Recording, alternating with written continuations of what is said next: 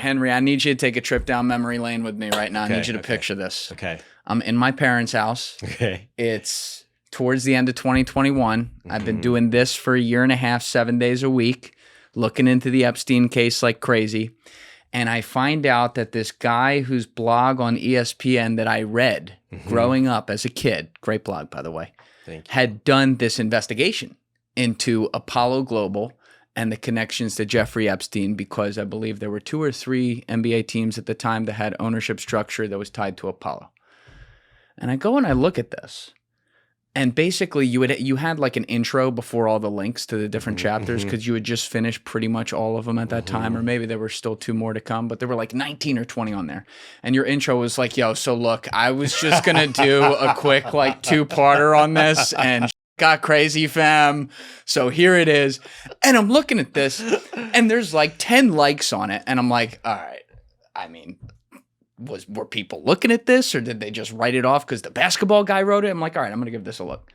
And I would literally like read a chapter like this on my phone, like in the one room, and it would take me like an hour, and then I'd like get up and I'm just like, oh God. I'm like walking around like, no. I'm like, this guy went back to like the Treaty of Versailles. We did do that, yeah. And what happened? Please walk me through this. It's so great to finally have you here. I have shouted this out for years, and people need to know about your work because you're getting back in the game with it now. But what happened? All right, so I was writing about the NBA for years, and I just have an oddity that I do not like to be lied to. We can psychoanalyze me about that if you want, but like it doesn't sit well with me. And so I always was a little tripped up in the like the NBA was kind of a front door for me to see like billionaires and how they behave, because essentially the league offices work at the behest of 30 billionaires. That's so right. There were just kind of a bunch of stories I was involved in. I ran a big team that was like investigative and stuff, and we kept running into this like kind of just. So I got a little annoyed at like, what are these billionaires doing, you know? And so then at the time we were relaunching True Hoop post ESPN, I did a big investigation into the oligarch Mikhail Prokhorov, who owned the Brooklyn Nets. Yes. And that was hairy. That was crazy. I went to one of the things I did was go to this like secret meeting invite only called PutinCon, which was like 200 feet below the surface of Manhattan. And like when everyone there's like the FSB has already hacked all of our phones, and like, you know, but these people talking about how Putin works, right? Yeah. And the system, and like I learned so much at PutinCon and in that whole investigation. And like one of the things became like to like what Putin generally does, right? And his oligarchs is like they have a public game of like patriotism and rah-rah, but privately they are taking, I forget the number, but it's like $5 to $10 billion a month for 20 plus years just out of Russia. And then they want to park it somewhere where it can't be seized if Putin loses power. Don't worry about it. Yeah. So they were parking it basically with blue chip American companies. They're buying like Citibank stock and stuff, right? But through a network that's hard to follow, right? And so, and for reasons that are complicated, you really can't move that amount of money out of Russia into this without the mob participating. The Russian mob. Yeah. So you get in this, like if you have a business that's going at all well in Russia, you're going to hear from your local mobster. You're going to cut them in, and you're going to cut the intelligence agencies in. And like together they have this beautiful thing going. And like, but so that's fine. But their money ends up at places like Apollo Global, right? And so like our financial system, the global financial system used to be 1% offshore money, and now it's 10% of all money is offshore money. That almost seems low, but yeah, it's crazy. It's a crazy number. But if you're raising money, if you're raising a fund, Yep. right? Like you can't ignore this money, right? This is where the big easy money is. This is where law firms get their money. Like this is important money. And then, you know, as I'm kind of going through this like Putin learning process, I was like, it seems like that whole story, once you get this offshore money in big amounts, it kind of overlaps a lot with arms trade and with the drug trade and with BCCI and with like all this stuff you've been talking about. Once you get to that, you're like, oh my God, like this system kind of is our system. Yes. And so then I was like, all right, well, and then the Epstein story started popping up more and more interesting ways. And I was just like, I gotta figure this out, right? I gotta figure out how this ties to the NBA. Yeah, I actually I was looking at a date stamp right before you came here. The initial like first story you did on it before you went and did your series was 2 days after he was arrested. So you were on it right away. I remember the day that I said to a friend of mine, and by the way, at that time, everyone in my life was like, what are you doing? Like what?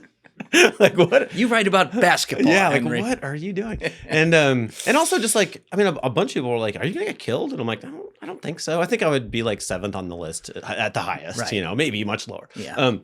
But I was like, if this is like, if the world is as up as I think it might be, then Epstein's just gonna die in custody, right? I said that to a friend, and then like I was waiting. My daughter was in a theatrical thing, Riverside Church in Harlem, and I was double parked outside the church waiting to pick her up, and then my friend calls me. He's like, "They killed him in prison." And I'm like, "What?" like I kind of just said that. You know what I mean? Like I didn't really believe that. But I said that. I did say that, and then I was like, "Oh, that day I was definitely like we need to understand what the is going on here. Like we just do as humans. Like we got to get a handle on this." Hey guys, 3 quick things. Number 1, if you haven't subscribed, please subscribe. It's a huge, huge help. Number 2, if you'd like to join my Patreon for early uncensored releases of the full episodes, you can join via the link in my description or in the pinned comment below. And number 3, if you'd like to join my clipping community for a chance to make content from the show and make money, you can join via the Discord link in my description below. Can I actually go back a step to what you were saying at the beginning there, though, before we even get to Epstein? Because we're going to run through your investigation. We'll probably have to have Henry back because we ain't fitting this into 3 hours. But, when you talk about the correct leaps, I might add, and that it's been proven that you made when you started looking at Prokhorov when he owned the Nets and getting around some of these other groups that you didn't even know existed, to where you said money's going offshore, it's being laundered through the mob intelligence agencies, and then goes to like legitimate places like Apollo Global and stuff like that. But you then tied it directly to these people are doing arms deals and some of the things that, people could get their heads going like, oh my God, is this like the Illuminati? We sound like the crazy ones. We do. Yeah. Mm-hmm. But it's now been exposed in the emails that there's things I would have previously thought were a little crazy, that it's like, well, this isn't so crazy. But the guy, Prokhorov. Yeah. That was so interesting because he was like a flash in the pan. It's funny you bring him up. Now you have, I believe, a Chinese billionaire who owns the Nets. Mm-hmm. So he sold to him a few years ago. But I remember this dude like coming up and he's like, I met with Carmilla. I looked in his eyes and said, come play for the Nets. And then he went to the Knicks. But like he was this flashbang like hand grenade into the NBA, and then he was gone. Yeah. Was there something behind the scenes there to where he got pushed out? And did that have anything to do with some of these groups you were looking at? There's so much behind the scenes with every oligarch, I think, really. Yeah, I mean, there's so much. There was one thing that really blew my mind about how he exited the NBA, which was there was an executive associated with him who was traveling China, like looking to drum up, I heard, a deal to sell the Nets. I was like, well, why do you care? Like, why do you care where the owner's from, right? But the deal is like China's the country that Russia's scared of. So like everyone in Putin's sphere is worried about having all their assets just taken by Putin, right? Like he can un-oligarch you anytime he wants, right? But the idea is like basically you cut a deal with someone who's holding it in China, then he can't touch it. It's safe there, right? Putin has no sway in this giant militarized country that he has like a 2,000-mile border with, right? So the idea is like have someone who's ultimately protected by the Chinese government purchase it so that your purchase is secure. And then do you bank it in China? I don't really understand what happens after that. But so I saw that report. Interesting. And then I talked to everybody I knew involved, and I was like, wait, did they like seek out a Chinese buyer? And I was like, no, I don't know why you'd say that. I'm like, are you sure? Because he found a Chinese buyer. Yeah. But I don't. That was interesting to me. I never really got to the bottom of it, but there's so much like, there's a guy, Prokhorov, before all of this, Prokhorov's like oligarch buddy who kind of like navigated the early days of oligarchy were like very dangerous. Oh, yeah. Right. And he was in the most dangerous businesses, right? Aluminum and nickel and stuff. And he had a Harvard educated kind of Russian American partner, who maybe got a little big for his britches and started cutting some big aggressive deals. And the idea was you're supposed to kind of get permission from like the higher ups before you go making these big deals. But he was kind of a Western mindset businessman, and he started cutting these big deals, and then just found his body in his vacation house. Like, dude was murdered. Yeah. And that's a problem for Adam Silver. well, that was before. And then let's not forget, Prokhorov first made news, not for anything to do with the NBA, but he was in the international headlines because he was accused by French authorities of trafficking a whole plane full of women that he was like bringing to the Alps to have sex with all of his friends. And then, Prokhorov was like, that's absurd. We're just partying together. Like, but like they somehow got an apology or whatever, but Oh my God, are they all just sex traffickers, dude? Like, how hard is it? You're a billionaire. You got to traffic. Like, that's what I mean. It just seems like cowardly, that so many of them are doing this stuff. My take is, so, do you know who Catherine Belton is? Doesn't ring a bell. You should get her on this show. Okay. Catherine Belton is an absolute genius wizard hero. Like, she wrote this book called Putin's People. That's like, she's at face to face with the oligarchs and like grilled them, and she like knows her stuff, and she didn't back down. Then they sued her in London because one part of her book they said was wrong, and her publisher had her back, and they had a big thing, and they changed like the most minor wording. But I'm like, okay, you guys, the oligarchs met and tried to figure out how to shut up Catherine. And their biggest weak point in her book was like this page, right? Meanwhile, other page of the book says Putin was involved in the cocaine trade. But they left that one alone. Yeah, they're like, that is okay. The CIA deals cocaine too. Yeah. But her, like in the end of her book, there's a little part about like oligarchy has changed and like how the new oligarchs work. And her thing is basically just compromat on everyone.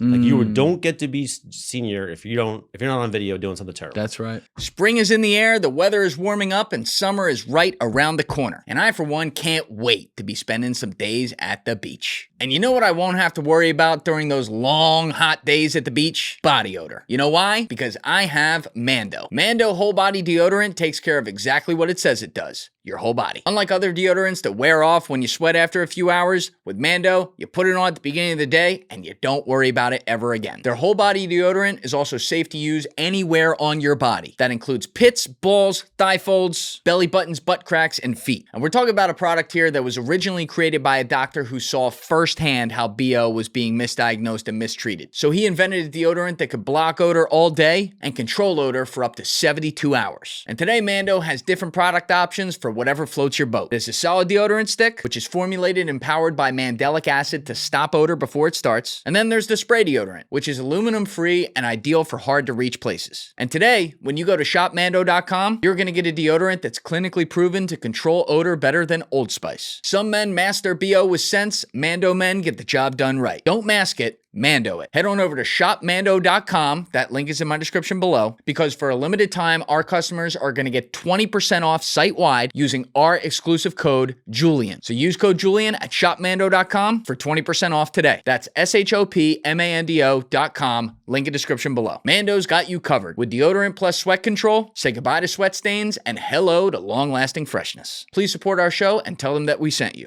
So to me, this is probably why I don't even think like this sex trafficking, I think, is part of it. It's just like, look, if you want to, you're trying to raise money for your business, like, great, come party with me in the Alps. And if we end up with you on video, we might give you a loan, right? But if we don't get you on video, we can't have you. Give you a loan. We can't have you on your, we're not interested in you in our portfolio if we don't have total control of you, right? We have to be able to end your career. Like, those are the conditions. That is the most ass backwards thing ever. It's like, be a horrible person and you win. Don't do it. You lose. So John Kiriakou was in this chair, or was he in that chair? This chair? Yeah. And he was like, oh, I can't believe that they didn't notice this. I'm like, no, I think you have to do that. It's not that like, this wasn't a screw up.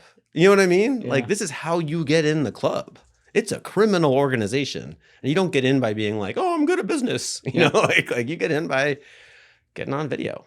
And that's the other thing. I these intelligence organizations, one thing that seems to be pretty clear is they are extremely good at psychological profiling. And I mean that for like their own people as well. And knowing John for a long time and knowing his stories and talking with him so much on air, off air, he got high up over there. Yeah. But it is so clear to me that they would have pegged him as, hey, he's a serious dude and he can accomplish serious missions, but we cannot bring his way because he'll never stand for it. That's why I was always surprised that they tried to bring the enhanced interrogation to him. And of course, he famously said off right away. But like, that's the lightest of what we're talking about here. Some of the other stuff I genuinely think he never saw because they wouldn't have brought a guy in like that. Yeah. But the reality is all these intelligence organizations around the world, they have what are the definition of dark alliances. And it's very, very strange. It's not okay. Like, no. I mean, well, look, I'm not going to say I know how to run an intelligence organization. I'm just saying that like the stuff that we don't know isn't the stuff that you'd be like, oh yeah, that checks out. Right. You know, like the stuff that you'd be like, holy, I mean, these stories, like this is definitely the part of the story I know the least about, but these like kind of increasingly convincing reports about like satanic rituals and ritual murders and stuff like what the, I know. It's the darkest. It's like, if you put it in a movie, they'd be like, it's not believable. Exactly. It's too dark. You know? Yeah, there's stuff that I have had since the January 30th drop and really going through those emails. There's some stuff that is still not proven, but the fact that now it's a possibility. Yeah. Number one, I have to say that's a possibility. And number two, you got to apologize to some people who were like, yo, some of it's real. And I'd be like, do we have evidence? Well, now we got evidence. Yeah. You know, if there wasn't some before that I missed. And it's just, I don't know. Like, what do you think it is that gets a fellow human being who most of these people are obviously wealthy, had access to education, you know, obviously like intelligent individuals that way. Not that that has anything to do with good or evil, but you would think there's some level of like, well, this seems crazy. Like, what do you think it is that gets someone to push themselves over that cliff to do not even necessarily the worst like that, but some of this stuff, be it the sex trafficking or, you know, just total manipulation of and abuse of minors and stuff? There's a lot. I think a lot goes into it. A long time ago, in a whole nother life, basically, I taught sex ed. I taught like don't even get me, whatever. I had to read a bunch of stuff on this, right? And like one of the things is that like pedophilia, like apparently there are not a tremendous number of people who have like fantasies about sex with a child. Instead, what happens is a lot of people find adults troublesome, right? Like you're in a equal power relationship and you have to kind of negotiate. It's a little bit of a dance. Like, do we get to have sex or not? Or do we get to do what I want to do or you want to do? But the people who end up with children are that power hungry, right? They're the ones who like can't stand guff, right? And this is exactly how the stories are, right? Like the anecdotes and the reports are like, you know, I said, give me a blowjob and you didn't. And so I'm going to slap you, right? Like, so to me, I think a lot of it is like, these are blatantly power hungry people, right? They just can't fathom any sort of slowing down on the road from here to what they want, right? Whether that's sex or a certain meal or to be on this vacation or whatever, right? They're just like private jets everywhere. We're just going, no delays. And so I think that's a big part of it. But then also like a huge factor in who's a pedophile is people who were victimized as children.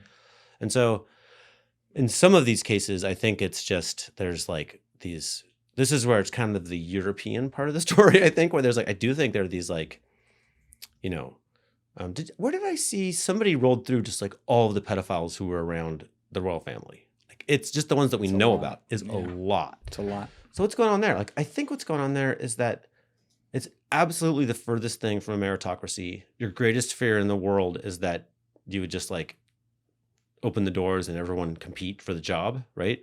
So you have to have, you know, somebody won the right to run the monarchy a gazillion years ago, and they're trying to pass that down through generations that have no business. Like they're just not worthy. Right. So like, how do you keep that thing, that power structure together? And I think they've been using pedophilia as like a repeated generational tool. And it works because if you abuse this one, then that one becomes an abuser. It's like, it's so sick. But I think that in some of these people, I think are coming from that, right? There's just so many stories of effed up childhoods among these people.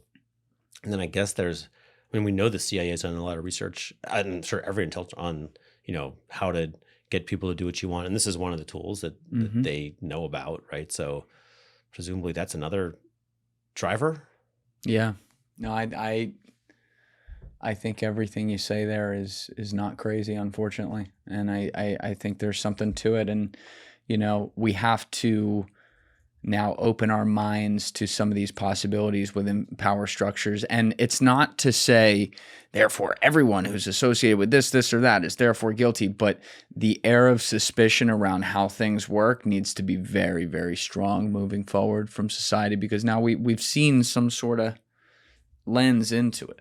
But the other part with the oligarchs that you were talking about, with how they would get the money offshore, I'm just knowing the investigation you ended up doing with Epstein that we're going to talk about in a few minutes. Obviously, you were able to tie a lot of this together. And my guy, Alessi Alaman, who Deef was telling you about earlier, who did the documentaries, like, you know, I turned him on to your work like 3-4 years ago, and that's what he was blown away with. He's like, Henry just was able to tie these different institutions and where the money's flowing and all that. So obviously you got a baseline of that from working these other stories.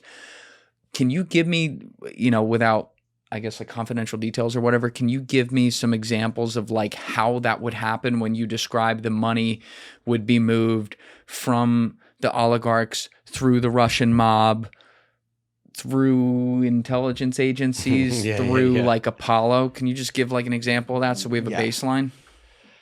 Yeah. Well, what a really well-documented version of this is like Panama in the heyday of like cocaine, right? So they would literally collect money. They had a system of like, you know, they'd sell cocaine all over North America, and there'd be like a married couple that lives in a house with a fence. And like, and then, you know, all the people would drop off their money at that house and they'd accrue it in the garage. And then they purchased, I forget the name of it, but like one of these like freight companies. They purchased the drug dealers owned one of America's big freight companies, and they would like load up all this money. They take it to some airline that I think they also invested in. Like it was like Eastern Airlines is one of them, and then fly it all to Panama. And then when the money lands at Panama, there's like a branch of practically every major global bank right there near the airport. So the Panamanian army protects the monies. It goes right to like whichever bank you prefer.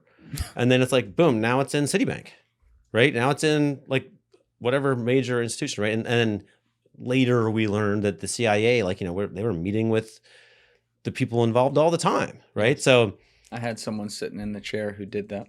Yeah, see, there you go. There you go. So there's that version of it. Okay, and then in Russia, it's a little different where, you know, basically you're an oligarch and you've been given the right to purchase, like in Prokorov's case, a giant, I think it's like the biggest nickel company in the world, Norilsk Nickel, for a fraction of what it's worth. Then you take it over, you start running it, and you just start throwing off all these profits. And then I don't know what his banking habit was. I mean, he ran a bank before, so he probably had pretty good bank ties. But you could go to Deutsche Bank, certainly. You could walk into the Moscow office and say, hey, man, I've got like quite a lot of money that I'd rather have in another country. And there are all these rules preventing this, but you could do, they got in trouble for this thing called mirror trades, where basically you'd go in, let's say you go into the Deutsche, I think I have this right. You go to the Deutsche Bank office and say, I own, you know, 500,000 shares of this Russian company that trades on this stock exchange. And all these facts are probably wrong. Trades on a stock exchange somewhere else in Europe. And so you'd like sell them in Moscow. Meanwhile, in another city, another person from the same bank would purchase an equivalent amount of stock at the same price. And so like, because the bank trusts each other, like you really have just moved a whole crap ton of money out of Russia. And like people went to prison for this. Like this was like a known thing that these global banks were facilitating. There's a million others. Actually, this book, Moneyland by Oliver Bullock, is like, Money. I haven't heard of that. Oh, it's good, man. It's All right, good. Basically, you move the money into Moneyland. It's not in a country anymore. Moneyland. It just goes to Moneyland. Yeah. There it is. Yeah, that's a really good one. Shout out Oliver Bullock, you said? But I think it's Bullock. I think he lives in Wales. He's a great guy. The inside story of the crooks and kleptocrats who rule the world. And he wrote this in 2019. Something tells me this is going to be like a harbinger of what was to come in a way. Wow. He was a big, like, there's several others, but like he was one of the people who was like really like made me kind of understand better. Like I dare anyone to read that book and say that he's like a crazy person making stuff up. Like he's like very sober and Well, evidence-based. that's what I liked about you too, because when I was reading this, it was funny. Like, you'd be writing this amazing thing, but then you'd be having a conversation with the reader. Like, I know this sounds crazy, but please look at this source here, look at this source here, look at this source, and then and I'd go look at it. I'm like, God damn, nah, he ain't fucking kidding, bro. Just backed up like 4 layers. Like, damn. Well, thank you for being a careful reader. I feel like a lot of people are just like, I don't know, man. That sounds crazy. Like, it just sounds crazy. Like. And mostly, I'm an anti-conspiracy theorist. Like, I am. Like, most of my career, I'm just like, people would call me with like, you're not gonna believe. I'm like, guess what? I don't think so. Like, I just don't buy it. Yeah. Right? This is the only story I've ever encountered where it's like, no, the crazy version is the true version. Yeah. Like, what? Yeah, all of us classically trained conspiracy theorists, as my friend Mark Gagnon says, start as full anti-conspiracy theorists, and then something happens, and we're like, wait a minute, wait, where's that going? Holy shit. Yeah. But you actually, my friend David Satter, I had him in for episodes 92 and 133. He became the bureau chief for the Financial Times in the Soviet Union in 1976. He did? Yeah. Okay, so you're familiar. Oh, with the apartment bombings? Oh, yeah. Oh, yeah. Dude, yeah, that's an eye-opener. Yeah, so talk about an eye-opener. Yeah. But he actually, there was a connection to you with him, because when I had him in, I was reading one of his books afterwards, and he casually mentions this one-day war that happened. It was, I keep forgetting, I've told this on camera like 3-4 times, I keep forgetting to go relook this up to make sure I get it all right, but it happened in like Dagestan or something like that, and I want to say 1999, when Putin was consolidating power. And basically some version of the Russian army or something flew in for an hour, shot a few things, dropped a few bombs, and then flew out, and they were going to come back. But there was this negotiation that was, I think Deve's on it right here, the August-September 1999 invasion of Dagestan by Chechen-based militants led by Shamil Basayev and Ibn al-Qaitaev triggered the Second Chechen War. So that might not be the same one, because this one, like, they were able to pull it back, whereas the Chechen Wars lasted a while, but it was Dagestan. And essentially the way that this one was cooled down was, once they pulled out, there was some sort of meeting that was negotiated with Russian leadership and then the other factions as well, where they went to, I believe it was Nice, France. Okay. And he very casually put, to attend a meeting of the minds at Adnan Khashoggi's house. And I was like, it was like the Leo meme. I'm like, wait a minute. Wait, that's the guy. That's the guy. And I found out about him from your report. So let's get into it now. Okay. Let's do it. Because you were revolutionizing some of these people that now everyone talks about that they weren't back in the day. So you, as we said, start this with, I'm going to find a connection between Epstein and Apollo. And then it goes kaboom. So just take me to day one. After you mentioned where you were when Epstein died and you really started going after this, but like, when did you realize, oh my God, this is way more than I was looking at? I mean, definitely an early concern of mine was this guy, A.B. Krongard. Buzzy.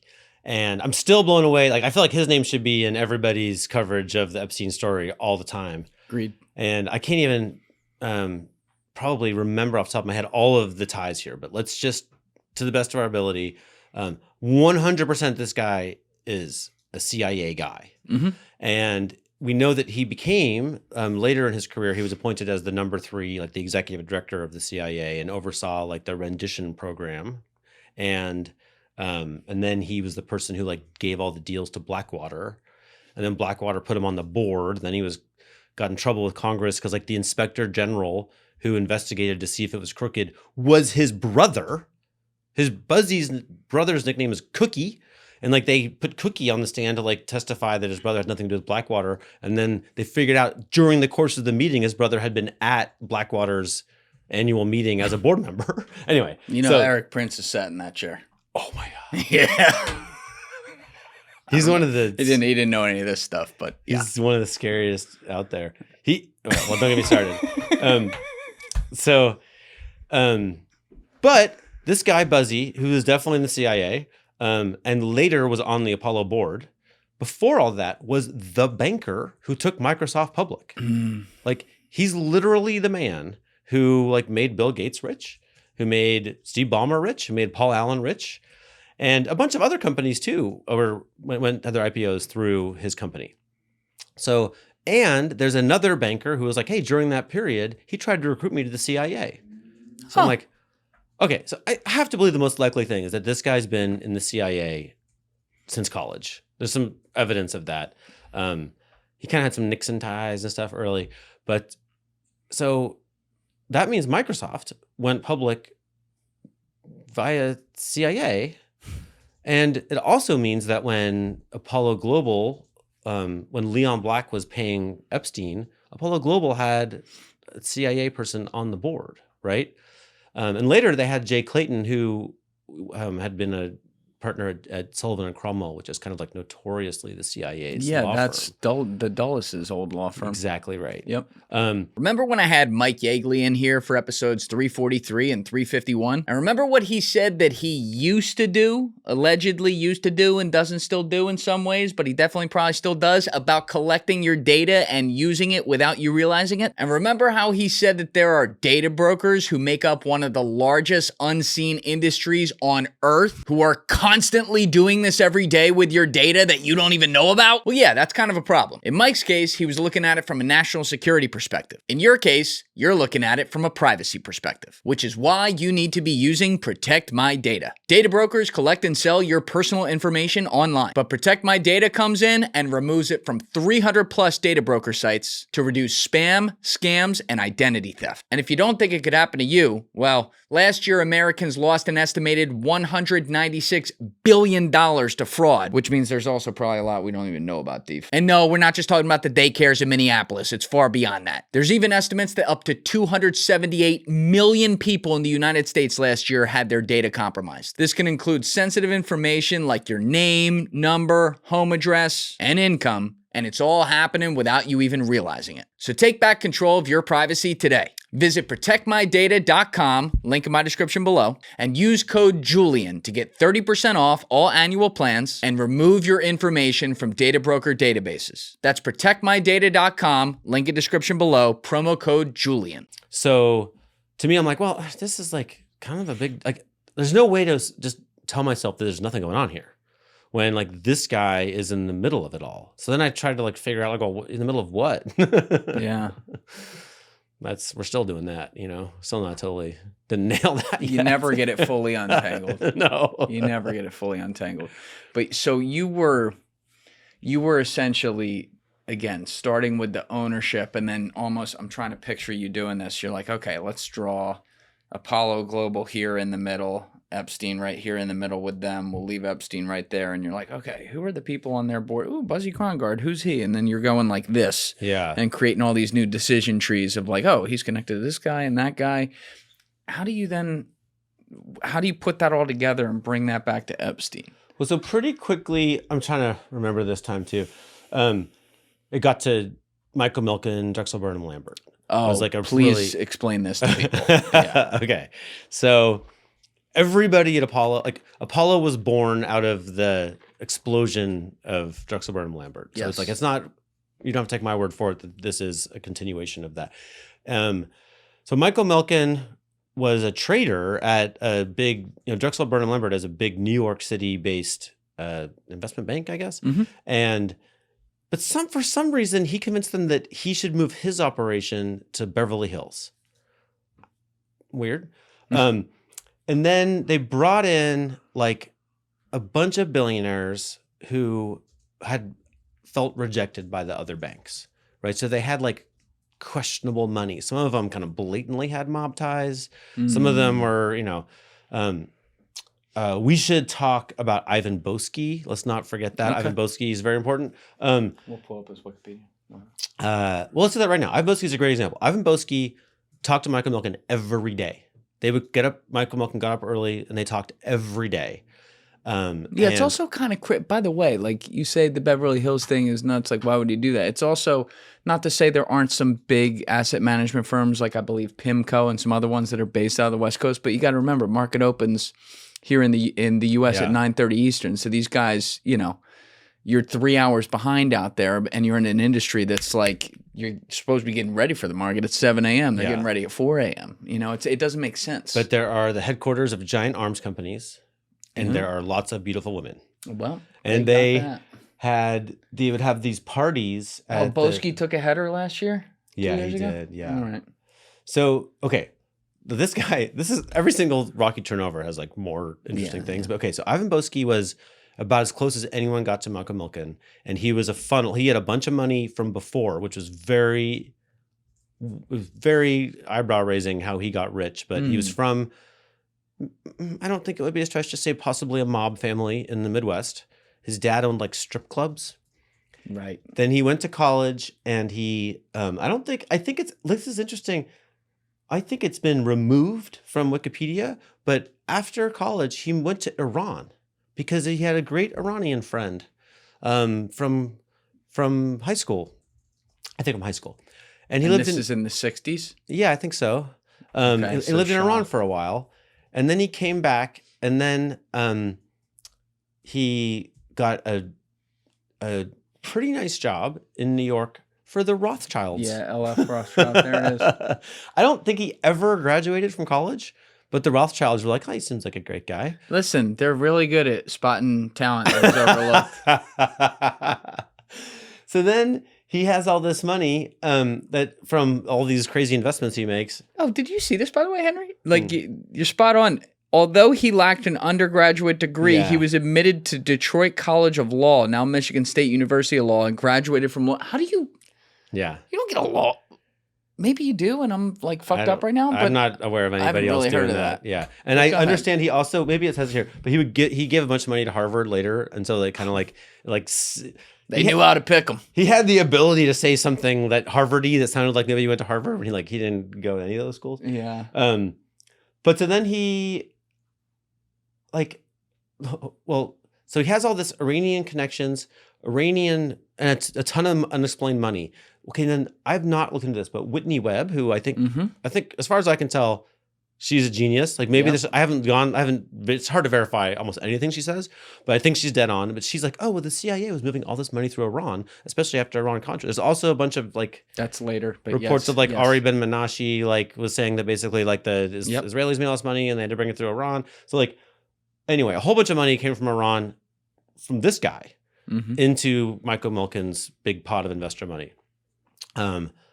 Interesting. So then, but then they started this thing. Leon Black was a young employee there. He was kind of seen as a ne'er-do-well. Well, he would party. They'd yell at him. He'd come in late. There'd be prostitutes in the office and stuff.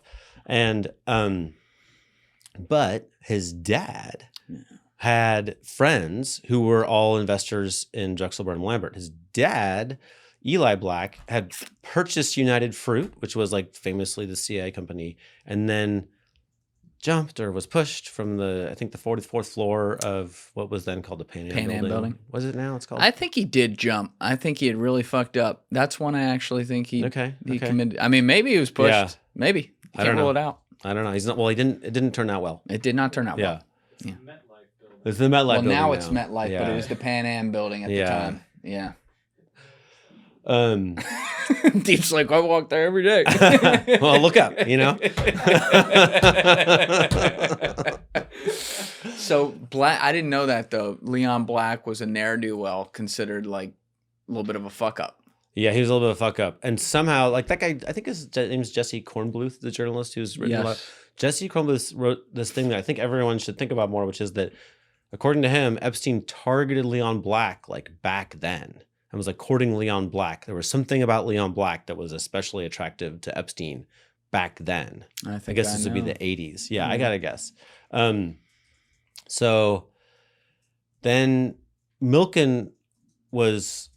He was the junk bonds guy, He was well, that's what they say. He was a junk bond guy. But to people on Wall Street, that wasn't really his defining thing. His defining thing was that they pulled together these rogue billionaires and then Leon Black invented this thing called the highly confident letter. So basically they would write a letter like Pan Am and say, hey, we have enough money to take over, like, you know, they would purchase however Corporate raider stuff. Yeah, corporate raider stuff. And Pan Am would be like, well, I don't think you have that much money. So they would get, rather than some laborious process of like putting all the money into an account, Leon Black invented like, well, we have a bunch of billionaires and we might be able to get it from any one of them. And so we're just going to write a letter that we're highly confident we can get the money. And it worked. So then they started writing these highly confident letters and like taking over a whole bunch of big businesses, right? It's like robbing a bank with a note. It's like robbing a bank with a note. And then once you get control, I think this is an important part of the story, is like, it's one thing to be an investor. Let's say you got some, let's say you are Israeli intelligence and you really do have some money that you're worried someone's going to take from you. So you're going to give it to somebody, maybe Yavin Boesky, and he's going to give it to Michael Milken, and then he's going to invest it in something that has a CEO. And like, you might feel like you don't have a lot of control over that money at that point, right? Mm-hmm. But two ways that can get way better for you. One is if you get control of the end company, because you didn't just buy 20% of it, but you bought 51% of it. Right. Now you're in a lot stronger position. But two is if all those people along the way are on video doing terrible things. Right? Like that's another way to make sure that no one's going to steal your money in the end, right? You're just like, hey guys, are we all good here? Are we all, no one's going to, so I think something like that, I'm not sure I described it chain of custody perfect, but I think like roughly those elements seem to be together. And then once you have that group of people with a lot of money and all on video doing terrible things, well, now we don't just have to limit ourselves to buying like publicly traded American stock, right? Like, that same crew is ready to go. Like you can get into any industry in the world and you're kind of advantaged in that you're like kind of locked together in this way. I might be overthinking this, but in the process of basically like schlossing the money around, are they also creating effectively like shell companies to do this? Oh yeah, tons. Yeah, for sure. Yeah. Hey guys, if you haven't already subscribed, please hit that subscribe button. It's a huge, huge help. Thank you. And I'll tell you, okay, this is Larry, so I'm like, well, why wouldn't you have drug money in this mix, right? Right. It's one of the biggest industries in the world. And drug dealers very much would like to get their money in. And that's another big moment for me was like the church committee. John Kerry, when he was like a young, newly elected official, ran this committee that... Wait, John Kerry was on the church committee? I think I'm totally lying. I think that that's all right. The church committee was before. I think so. John Kerry ran a committee that looked into the cocaine trade in the early 80s. And they like investigating himself. But he had this guy, Milian Rodriguez, who was an accountant for the mob who got busted. And Milian Rodriguez like sat in that chair. You can read all the testimony online, and they just like, he's like, here's how it works. We have invested in like every blue chip thing you can imagine. It's like, the most mom and pop apple pie American stuff like we own, right? And he's like, you guys think you busted somebody and like, you got a guy whose Spanish is his first language and you think you got cleaned up now? He's like, let me tell the people coming after me, like they all went to Harvard and they're like, super buttoned up and like this money's not stopping, right? So I think that's what happened, right? Well, at least they're putting it back into the American economy. I can appreciate that. There you go. That's the win. Jesus Christ. What was the guy's name, the accountant? Milian Rodriguez. Milian Rodriguez. So yeah, you mentioned it though. The church committee was in the 70s. So I guess what you're talking about is like the early 80s or something with Kerry, but it's similar. It's interesting though with the church committee, Frank Church, I want to say his first name was Frank. He put that together and then he was primary. Yeah, that's how that goes. Yeah, nobody likes that guy. Very, very fascinating, right? Nobody likes that guy. Did you find something deep with this dude? Yeah, it was Frank Church. I'm trying to find Milian. It's like Milian. And maybe John Kerry. I think you can find it on TrueHoop, probably. But you said he was an accountant for the mob? Yeah. So they obviously had him and he like flipped as a witness kind of. I think that he was like getting into his plane. He liked to fly around. He lived in South Florida, and he was getting in his plane, and they like arrested him, and there was like pounds of cocaine in the plane. So they did like the Frank Pantangeli thing. Yeah. Gotcha. Okay, I haven't heard of that one. That's interesting. We'll see if we can find it. That's a little bit of a. I want to make it hard for Deef, A what? I want to make it hard for Deef. I want him to work. If it's out there, he'll find it. Okay, good. The first podcast. There you go. Ramon got it already. Fucking unreal. The first podcast we went to do where Deef was taking over the seat, we had Mike Benz in here. Yeah. Who's like a document dump kind of guy. And before we start, Ben's looks at me and I'm explaining what I explained to you, where I'm like, Deef can pull up anything on the screen. He's like, okay, great. And then he literally goes like this, and he goes, turns to Deef. He's like, oh my God, I just want to apologize before we start. When I was on Joe Rogan last month, they were like, dude, you asked for too many links. So just if it's too much, whatever. And Deef's like, no, we're good. We got it. And I'm like, we are so fucked. This is his first podcast. I was like half the time I'm like looking over here. And then the podcast finished up and Mike Benz went over and shook his hand first. Nice. He's like, that was amazing. That's got to be a good day for you. God damn. But all right, we got it. So this is from, July 22nd, 1987. Drug trafficker testifies before Senate committee on, what was that title, Deef? Sorry. Go. On CIA Nicaraguan Contra involvement in drug trade. Oh, so Henry, this might have been... Maybe I'm fucking up the timeline, but this might have been when they did the official special prosecutor related to Contra. Remember that? Because some of that overlapped with when Reagan had left office. I just don't know how long it went. There was like a podcast. Hangover. Yeah. Yeah, there was a podcast done by... What? Oh my God. What's it? Serial or something like that? Like one of those where they do the series. Yeah. I listened to a few years ago and they were explaining this whole thing. But yeah, in late June, the Senate Foreign Relations Committee went into a secret 2-day session to take testimony from Cuban-American Ramon Milan Rodriguez. He is currently serving a 35-year sentence in a federal prison, reportedly in North Carolina. And it goes through who was interviewed. Milan Rodriguez said he was one of the supervisors of money laundering for the Ochoa Escobar cocaine cartel in Colombia, handling up to $200 million a month. On camera, he stated that he had been asked to launder through a Miami company cocaine money destined for the Contras. Wow. Later, Milan Rodriguez told the Senate committee that the contact was Felix Rodriguez. Why does he always come up? He comes up on every podcast. Rodriguez, a Bay of Pigs veteran, had long been associated with CIA counterinsurgency projects. Most recently, he was assigned to the Ilopango Air Base in El Salvador to supervise air supply drops to the Contras. Wow. So it's all tied together. I mean, yeah. It's crazy. So Drexel, Burnham, Lambert, you hinted at this earlier. It blew up on Black Monday, effectively, and then like thereafter, because now that had to do with the junk bonds, right? Yeah, it was Giuliani. Giuliani went after Michael Milken, and I don't remember exactly even what they got him on, but the part that interested me was there's a thing I haven't really written about. It's too confusing, but so they owned, Drexel owned tons of bonds and tons of different things, and a lot of it really was garbage, but some of it was super valuable. And so, they were forced to liquidate all this stuff, and Milken goes to prison, and everyone's out of a job. And then this French bank, Credit Lyonnais, which is super associated with Robert Maxwell, probably it seems to be one of the places that like this, this big ball of offshore untrackable money was like an early beachhead of it, was Credit Lyonnais. According to the video that used to be on the Apollo Global website, it's Leon Black saying like, I just got a call out of the blue from these guys in France. They wanted to give us $4 billion. And so I flew over there and said, no, you have to give me $8 billion. Like, and that's I want that call. Yeah. I want that call.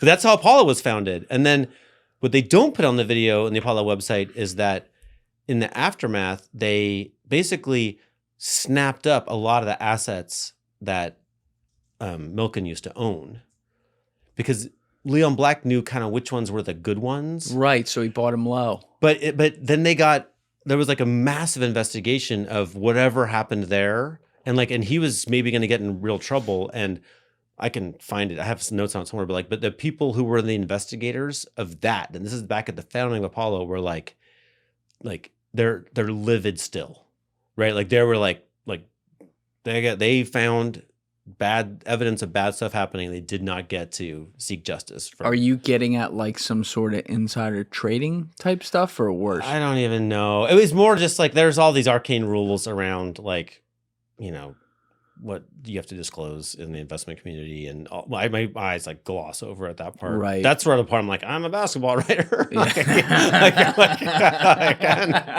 I don't know what you guys are talking about, but boy, these people sure are mad. That's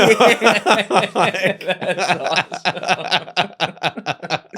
Yeah, I wonder what it could be because bonds get weird because it's, there's all different types of them, but a lot of times you're buying like local bonds for counties and cities and stuff, or you're buying federal bonds for governments. And I don't know. I was never, because I worked on Wall Street for 4 years, and I knew about insider trader cases and things like that were happening with equities, but bonds was such a weird world because it's so boring, to your point, that most people are just like, all right, what are we doing here? And that I can imagine there's all kinds of shady shit that happens honestly there. think this is the worst. This is my memory from years ago on a topic about which I'm a complete buffoon, but I sort of have a feeling it might have been something like as they liquidated Drexel, they said that these things were worth nothing. And then they went and bought them up because Leon knew they weren't worth nothing. I think it might have been something like that. Right. Almost like he had a source. Yeah. Someone that knew something. I do wonder about that because Milken's still a billionaire today. He did 3 or 4 years in prison, his worldwide speaking tours and everything. So it worked out for him. But I do wonder about the whole sacrificial lamb aspect to where it's like, ooh, we got a lot of things that we can work with here, but there's too much attention on this. So this is the guy everyone knows. Let's give him up. You get too hot and you're no longer useful. Yeah. Almost like they did Epstein, by the way. Yeah. But then it's like, okay, so who are the breadcrumbs behind that? So you correctly point out the Credit Lyonnais, is that how you say it? I think the S is silent at the end of the French word. Yeah. I don't have a good ear for French, but Credit Lyonnais, correct me in the comments.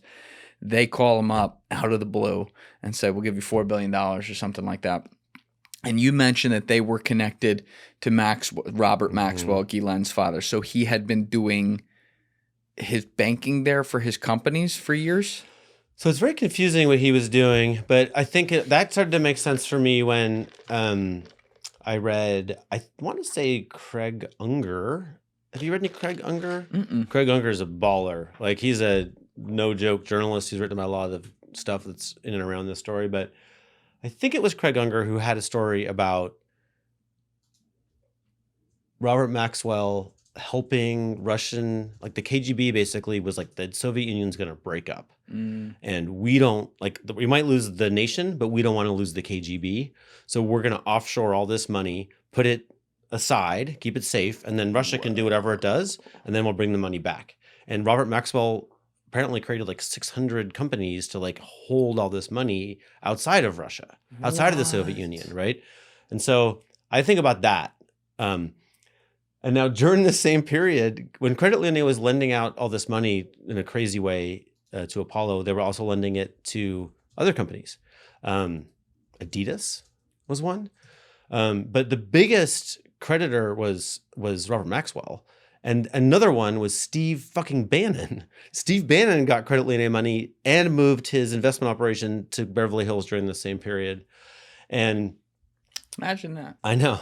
And then, finally the investigator, it took a while, but the investigators were like, we got to look into this Credit Lyonnais thing. And then the beautiful, giant, old, like revered building in the middle of Paris that was the headquarters of Credit Lyonnais just burned to the ground right before the investigators were going to knock on the door.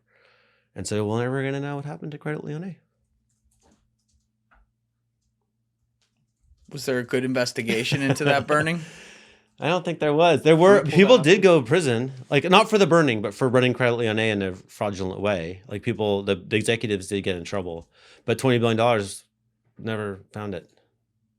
Just went missing. Whoa. Yeah. Fire ravages French bank headquarters May 5th. 1996. Remember? Audio's coming soon. 5th of May. There's some 96 with it. Fire swept through the headquarters of France's beleaguered it was already beleaguered too. Funny. Yeah. Credit Lyonnais Bank Sunday, injuring at least 23 people, most of them firefighters. The blaze began in a computer room at around 8:30. Hard drives do burn very effectively. I've heard that. Okay. At 8:30 a.m. and about 300 firefighters had it under control 9 hours later. Wow. And so did this end the bank? Were they done after that? I think so. We should double check that. Yeah, let's check that. Yeah. I should have. Credit Lyonnais history, because they still had, even with the fire, I imagine they still had assets, so someone had to buy them up. Like they bought up, like Barclays bought up Bear Stearns. Right. Was that it? No, J.P. Morgan bought Bear Stearns. J.P. Morgan bought up Bear Stearns. Barclays bought up Lehman Brothers. The leftovers just like of you Lehman. said. Yep. Credit Lyonnais did not technically go out of business, but was acquired and absorbed by Credit Agricole in 2003 following severe financial distress in the early 90s. The bank was rebranded as LCL in 2005, which continues to operate as a subsidiary of Credit Agricole Group. This is another way that things get lost to history and rewritten. It's so simple, but just name changes. Totally. You know, like people don't think about where stuff comes from. Like you can follow the Rockefellers back and realize like, oh, JP Morgan Chase. It's got JP Morgan in there, but it doesn't have Rockefeller in there. Totally. You know what I mean? But David Rockefeller was like a guy who made them a powerhouse when it was, I forget what it was called, but it was called something else in the 40s, 50s, and 60s and 70s. So when Buzzy, our CA guy, was running a bank, that the one that took Microsoft public, it was called Alex Brown. Weird name. It was like Alex dot space Brown. I don't know why it's that way, but that's how it is. And then things got real confusing and kind of involved Russia, but then they sold it to Bankers Trust. And then Bankers Trust immediately became like a giant scandal that is not well told, but that involved Russia for sure. And then Bankers Trust quickly became Deutsche Bank, which created this acronym DBAB, which is Deutsche, what is it? DB, that doesn't make sense. It made a little acronym of like this is the new part of Deutsche Bank that used to be Bankers Trust. And if you search that in the Epstein files, like that's where Epstein banked. Like that's on files of Epstein banking transactions right now. Like this is where they banked. So part of me is like, I don't know. What does that mean? I don't know. Does that mean the money we know about? Right? Yeah. But definitely like those bankers were the ones that he had emailed with a lot. And that's where he got power of attorney over Leon Black's accounts, right? Is in like this little... Wait, he got power of attorney over those? I don't remember that. So he had, kind of blanket power of attorney for Leslie Wexner. Yes. But only from this most recent file dump did we learn that there's like emails from these Deutsche Bank bankers. And they're basically saying like, the paperwork is in like, so that Jeffrey Epstein now has authority to trade on behalf of Leon Black through Deutsche Bank. I think you're spot on with what you said earlier. It's the compromated look for the compromat on the compromatee, and they just create a line. And Jeffrey Epstein's like, he looks like a diddler. All right, got him. That toupee ain't passing in 1979.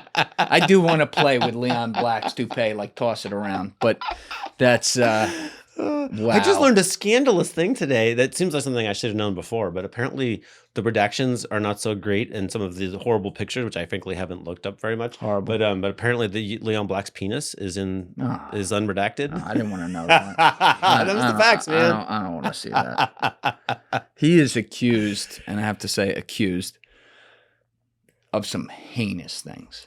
I mean, stuff that just awful things, man. He's the proof that the judicial system is not working. Yes. Right? Like the fact that he hasn't been touched. I mean, he paid like $61.5 million to the Virgin Islands for something. They investigated a bunch, hauled him in, and settled. But yeah, I mean, he checks every box of badness, right? Yeah. Funding Epstein's operation, credibly accused by multiple accusers. How about paying him $170 million over 5 years for estate planning? Now, Leon Black today is worth $13.3 billion. Yeah. So he's worth a lot of money. There is no one on earth, maybe with the exception of Saudi oil guys Vladimir Putin and Elon Musk, who should ever be paying someone $170 million for estate planning. No, there's no one on earth. Yeah. I don't care how rich you are, right? Like, what the fuck is that? Have we ever traced what that really is? Oh, what's this one? What'd you pull up, Deef? You want to pull your mic in? Deef's just fucking rolling over here. Yeah, Yes, he's doing a whole investigation. I wanted to look up those Deutsche Bank emails to see if I could find them, but instead I found this. This is a list of companies that they're requesting to close on July 8th, 2019. And you got some Epstein shells in there. Wait a second. Who's go up? Who's Someone requesting named it? Kimberly Hart. Kimberly Hart to Stuart Oldfield. Stuart Oldfield is a Deutsche Bank banker. Okay. There you go. You're on it. So CC'd Andrew Gallivan, Dawn Forbes, Daphne Kales, who may be their Deutsche Bank. I don't know. And then, so Darren Indike was his attorney, I believe. And this is urgent, need to close accounts ASAP. Please. And that's a day after he's arrested, right? Can we check that? He was arrested, I want to say, like July 7th. I hope I'm not making that up. What day was Well, he? this is a July 6th, 2019. July 6th, so 2 days This afterwards. is a fast. So this is probably like Deutsche Bank PR coming along with like, you guys Get this shit off the balance sheet. What are the JSC Interiors? That's what I would name a shell company. LSJE LLC. Wait, LSJE JE Jeffrey Epstein. LS. Short for Leslie? Seems like it's got to be someone with an S last name, though, right? Well, or it could be like LS, like Leslie. I don't know. Yeah, I'm just speculating, yeah, people. I'm with you. Mort Inc., Neptune LLC, NES LLC. There it is. Zorro Management LLC, referring to Zorro Ranch. Wow. That's a hot find Epstein J. Virgin Epstein Islands Virgin Foundation. Islands Yeah. Foundation. Okay, I was just asking about someone about Black Dog. Have we ever figured out what the fuck that 170 million is for? For real? Well, okay, so I think just the most rational, sober version of events here is that Epstein was running a compromat operation on behalf of a bigger group, right? It wasn't just for him. Yep. To me, this was like, of course, this is for them, right? Like, it seems like it's not even in dispute that this was to fund his operation. It did fund his operation, right? So I don't know who ultimately controls that process, but it seems to me pretty clear that there's some very bad people who are in business with Leon Black, and he's the guy who ends up holding the bag sometimes, right? Steve Hoffenberg, before he died, was an important source for me, and You talk with him a like bunch. a shit ton. Yeah. So he was the Towers Financial Yes, thing with yes. Jeff. Can you explain that for people who aren't familiar? Apparently it was the biggest Ponzi scheme of all time. And, they were bad people. I mean, Steve Hoffenberg, no choir boy, but they were running this giant Ponzi scheme, and he met Epstein through Douglas Lease, I believe. And British arms the dealer. British arms dealer. And Lease was basically like, this guy's a financial wizard with no moral compass. And Hoffenberg's like, great, I could use a guy like that. And Hoffenberg had this weird like honor among thieves thing where he just wouldn't rat him out. But from Hoffenberg's point of view, like Epstein did something that Hoffenberg didn't well understand in real time. And Hoffenberg did, I think, 18, 20 years, something like that. And got out a little ticked, right? He was a little like, his view is that their scam enriched Epstein tremendously and got him started on his way. And Hoffenberg did all the time. Right. I think Hoffenberg was a mark. I think that's another one of those. Like when I don't know that, but when I've looked at that case, it's like he was such a mark. And he bought the New York Post right before he went away too. That's the game plan. Okay, let me tell you this. There's a crazy. No one in the world except you, Julian, and you, Deef, you care about this, but like, there's a letter in the Epstein files, which is Hoffenberg in I think it might have been 2019, writing a letter to like some authority somewhere, basically saying like, hey, if you guys remove Jeffrey Epstein from this business operation, we have a guy ready to take his job, and that guy's name is Don Engel. Like, Don Engel is the man who supplied the women at the parties at Drexel, Burnham, Lambert. What? All right. Whoa. When was that sent? Let's look it up. It was. Is this in Jmail? Like this is. I think from you the should find dumps? it. Like Engel is the guy's last name. Engel. So when was that letter written? I Roughly. I think it was 2019-ish, something like that. And I was like, oh, so it was a throwback, TBT. Yeah, it was. I remember those parties. Somewhere Bill Clinton was like, "Oh, they were great." Yeah. I don't think Engel at that age would have been the guy you'd want running that party. No. All right, he'll keep. Oh, we got some. No, I'm trying to find. That's the spelling you want. Yeah, ENGEL. Mm. There's 2019 right here, but properties for out of market candidates. No, let's look at that if we want to buy something, Dave. What's going on in Cannes? We can dream, right? Or look up Hoffenberg, I guess. It's probably the that's easier good. thing to look up. Yeah. That's probably what I did. That's how you spell it, right? Yeah, Steve Hoffenberg.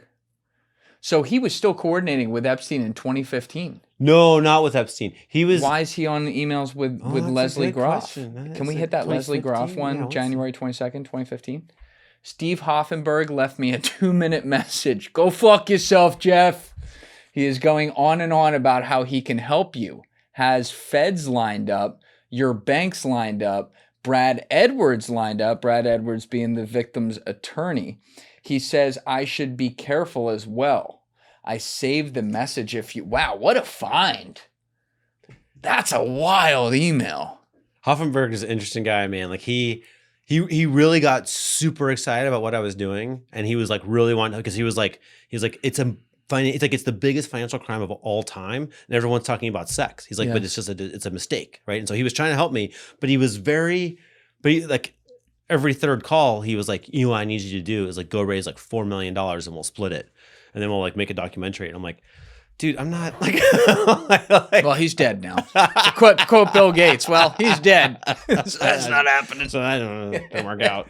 Yeah, that's great. All right, I want to come back to Hoffenberg with you, but the way he put that's so interesting, because I don't know, like I've been trying to make sense of this like everyone else, and what it seems to me is that sex trafficking was the doorway to kompromat, which was then the doorway to dirty money and funneling money altogether, which was then the door, and this goes back to what you were saying at the beginning with the oligarchs, which was then the doorway to, like, I don't know, secret societies, if you will, arms dealing. Yeah. That's kind of the funnel up. And then you have the guys like Khashoggi and Douglas. I can't speak to like the sex trafficking, but Khashoggi was involved with all the above. Jeffrey Epstein was clearly involved with all the above. And so, they use a mark like Hoffenberg to get there, to get to the money. And this is something I was thinking about the other day. I don't know if you ever came across this in any of your work, Henry, but Bernie Madoff had an office on the Lipstick Building on 53rd, like 53rd and 5th, something like that. Don't quote me on that.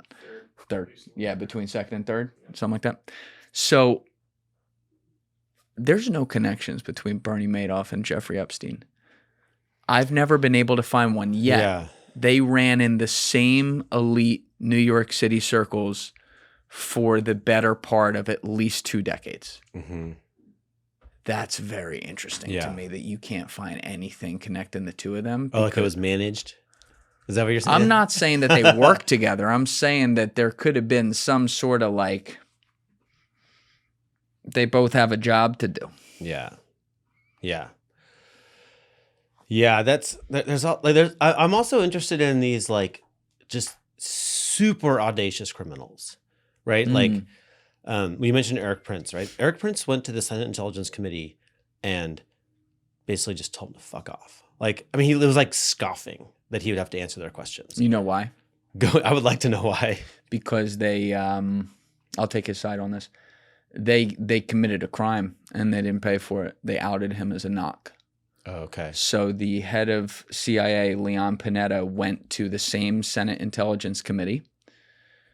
I believe it was the same Senate Intelligence Committee, and outed him as a knock. And if I'm remembering the story correctly, then they went public with it. It was reported that way. A knock is a non-official cover. It's like the deepest form of a CIA spy. And, that put contracts on his head. He already had some, but that made things extremely difficult for him. And that was his... I actually understand that one. That was his fuck you moment. And that was also in the same era where they fucked over the Blackwater 4 with that whole case, which was, if you actually look into that case and what that was, I'm not saying those guys were like the best trained guys ever. Yeah. But it was not such justice. total bullshit. Yeah. And that's why they were eventually pardoned. They should have never been in prison. So he had both of those things happen at that time. And obviously, like, Eric's been around. There's no doubt he's been around a lot of interesting things for sure, involved with intelligence and all that. So I can't speak to all those things. But on those two issues, he's very much like, fuck you. And he was in Special Forces with Buzzy's son. Was he They really? served together, yeah. That's where that. I'm gonna have to ask him about that next time. So okay, but maybe he's not a good example, but like, let's say that the Senate Intelligence Committee was unfair to me, right? I would still have to be a little bit deferential to them lest they punish me further, right? To me, Eric Prince took this tone that was like, "What are you gonna do about it?" Right? And maybe it's because he's mad, but also I think it's because he felt safe doing that, right? Which to me, a little bit like these, Hoffenberg buying the New York Post, like, you are full on Ponzi schemer and you're getting like millions from like people's insurance funds or whatever that you're never going to get back, but you're just like holding press conferences, right? Like there's it's kind of brazen, right? Yes. And that, like, I'm starting to think that that's a little bit of a tell that you're like, what does this word mean? Like, connected. Yeah, that's exactly. Yeah. Right? Like if you feel good being like, yeah, I fucking Fuck you. all this stuff. Like, and I'm also, yeah, let's get my makeup right. Let's get this perfect. Yeah. Like, that's a very strange position to take. Like, it's a next level criminality of like, do it on TV. Oh, I agree. You know what I mean? Like the word you use is right. Brazenness of it. Yeah. You're like, yeah. Those people interest me. That's like, Yeah. it's like, why? Like, where do you get off doing that? Did Hoffenberg, he first contacted you said, versus you contacting him? I don't remember, but maybe I emailed him. I think I might have emailed him. I found an email address somewhere, I think is what it was. And then he read, about the first time I talked to him, he was like a mile a minute with just like, he was a huge fan of what I was doing. He really was. And like, he really wanted, I think he felt just so ripped off by Epstein. And I would too. He was always like, this is the biggest crime of all time. And it's Epstein and his large group. Like, he always said Epstein and his large group.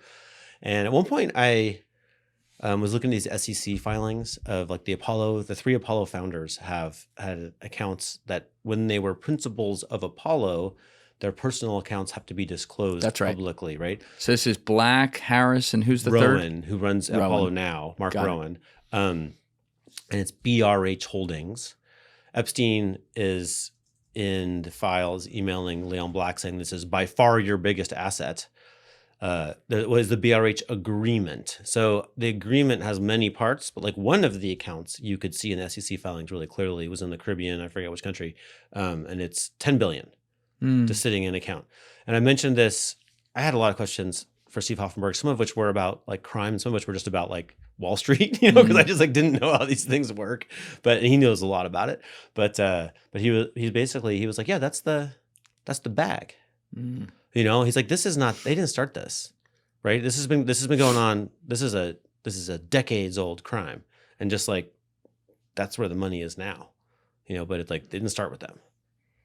Most people think mushrooms are either psychedelic or functional, but there's actually a third category. The mushroom I'm talking about is called Amanita muscaria, the red one with the white spots you've seen in art and folklore like Alice in Wonderland forever. It's not psilocybin, it's not a traditional psychedelic. For me, it's way more grounding. At lower doses, it puts you in this calm, focused, almost flow state headspace. Some people even refer to it as nature's wine, which isn't a perfect analogy, but it's pretty close. Sometimes when I'm really wired from a long day, I'll take a Blue Lotus extract capsule and I sleep so well. It is relaxing, sedating in a way without you feeling like you're drunk or anything like that. And the reason I even felt comfortable trying this is because of my friends at Amintara. If you've looked into Amanita at all, you know the space is full of sketchy gas station mushroom products, synthetic knockoffs, fake lab reports, and more. It's messy. Amintara is the opposite of that. They've served over 50,000 customers and their sourcing is clean, lab tested, and transparent. No synthetic analogs, no mystery blends, no weird research chemicals. They also have the largest selection of Amanita products that I've seen at the best prices compared to what's out there. Also, their shipping is fast, their support team actually responds, and their site is packed with educational guides and real dosing info so you're not guessing. So if you'd like to check out Amantara's products for yourself,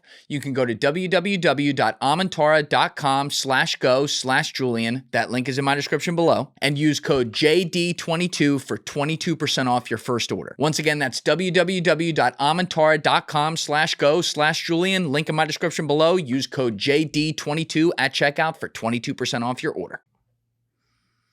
Now, there's one thing I keep forgetting to bring up, but I feel like this should be brought up. It's a little bit of a tangent point, but it's related to what you're saying.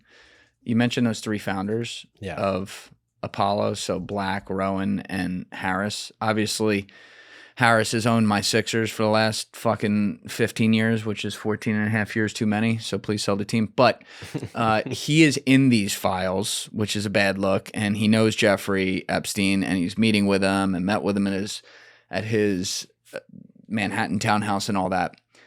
The thing about Harris I do have to give him, and maybe there's more of this story, and I won't have to give him anything, but he co-founded the company, and Leon Black was the CEO. He was always viewed as the heir apparent, like he would take over as CEO when Leon stepped aside. And obviously he became a billionaire in this process, Josh Harris, and it was his lifelong dream to run that company that he helped build and found.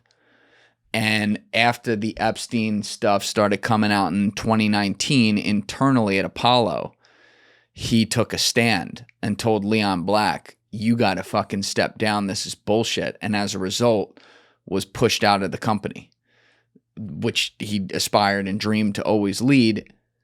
And you don't hear that. I will give him that. You don't hear that from a lot of people that are anywhere around this guy or around this case actually taking some sort of moral stand where there's some line in the sand where they're like, this is bullshit, and losing something in the process. Not, he's got $8 billion to cry into, but still, like, is there more to that? Am I missing something there? Or is that effectively what you heard happened? So I don't, did he use the Epstein news to bump off the king so he could be the king? Possible. Or did he use it because he was upset about it, right? Like, I don't know, but my problem here is, like, when they swear you in, they say, do you swear to tell the truth, the whole truth, right? And this is where, like, we're failing on all fronts. Like, right now when people are getting grilled about this, whether in the media or in front of the congressional committee or whatever, the game is, can I catch you? And so you have to deflect and deflect. But, like, no. Like we're never going to get those. We're never going to paint this picture through these little dumb sparring matches the last 5 minutes. We need people. I need Josh Harris. To me, Josh Harris is a dirtbag unless he could just tell me what happened, make it make sense. And there are two things in the files that I think he needs to really explain. One is there was a multi-hour breakfast with Bill Gates at Jeffrey Epstein's house, after which Jeffrey Epstein emailed, did you have fun? Like, I don't like that. I don't like that either. Like, explain that, right? And there's a email with Jeffrey Epstein emailing Leon Black's assistant, Melanie Spinella, saying, I've been in touch with this lawyer and this banker to arrange, I forget the amount, but something like $2.4 million payment from Josh Harris to you. Whoa, can we pull that up? 2.4 million? It's some amount like that. It's more than $1 million. If you look up Melanie Spinella, you're going to get a lot of Josh. Yeah, there you go. It's an email from Epstein. You want to just hit the search and then we'll scroll that way?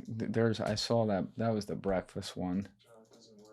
Oh, because it's not really. Yeah. Shout out to the guys who built this, though. It's amazing. Yeah. It's unbelievable what they pulled off. So I'm not complaining. But when roughly, what year was that?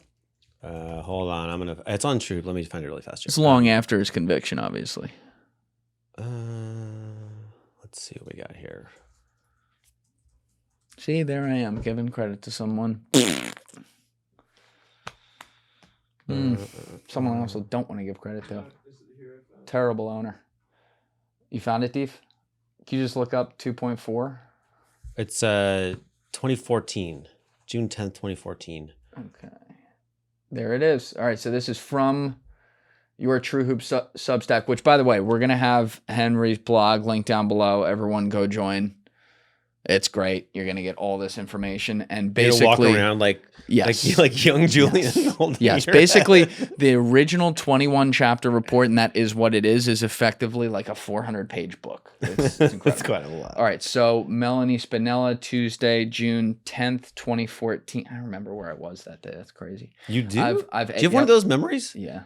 I've asked Rich Joslin to follow up with Brad Oken on Josh Harris payment to you for $2.4 million. Oh, that's bad.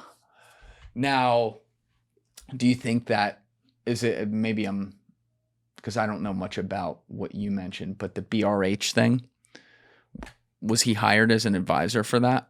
Because that's Black, Harris, and Rowan together for their personal fund. It looks like he definitely had this like involved relationship with Leon Black, and Epstein did.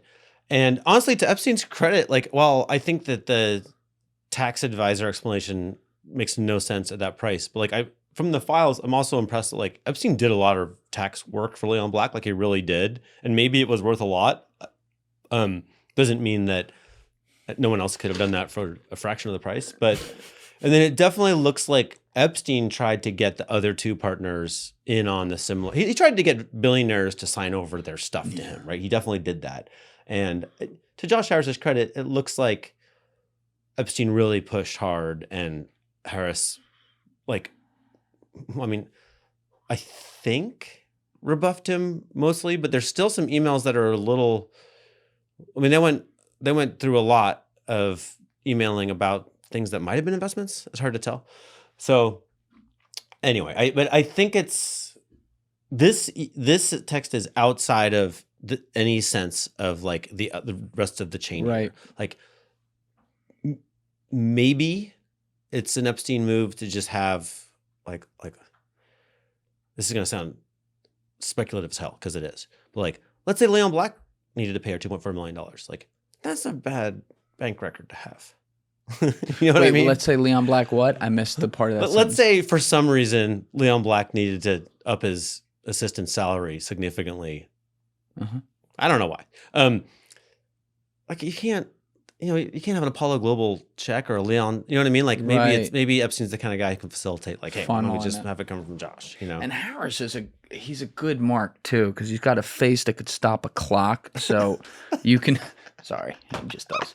But like, well, one guy told me that like I don't know who to believe on this, but one guy who knows everyone involved was like the reason that Josh didn't get to lead Apollo is because the clients of Apollo were like, we don't like him, we don't want to hang out with him. He's unpleasant. Mark Rowan's a pleasant guy.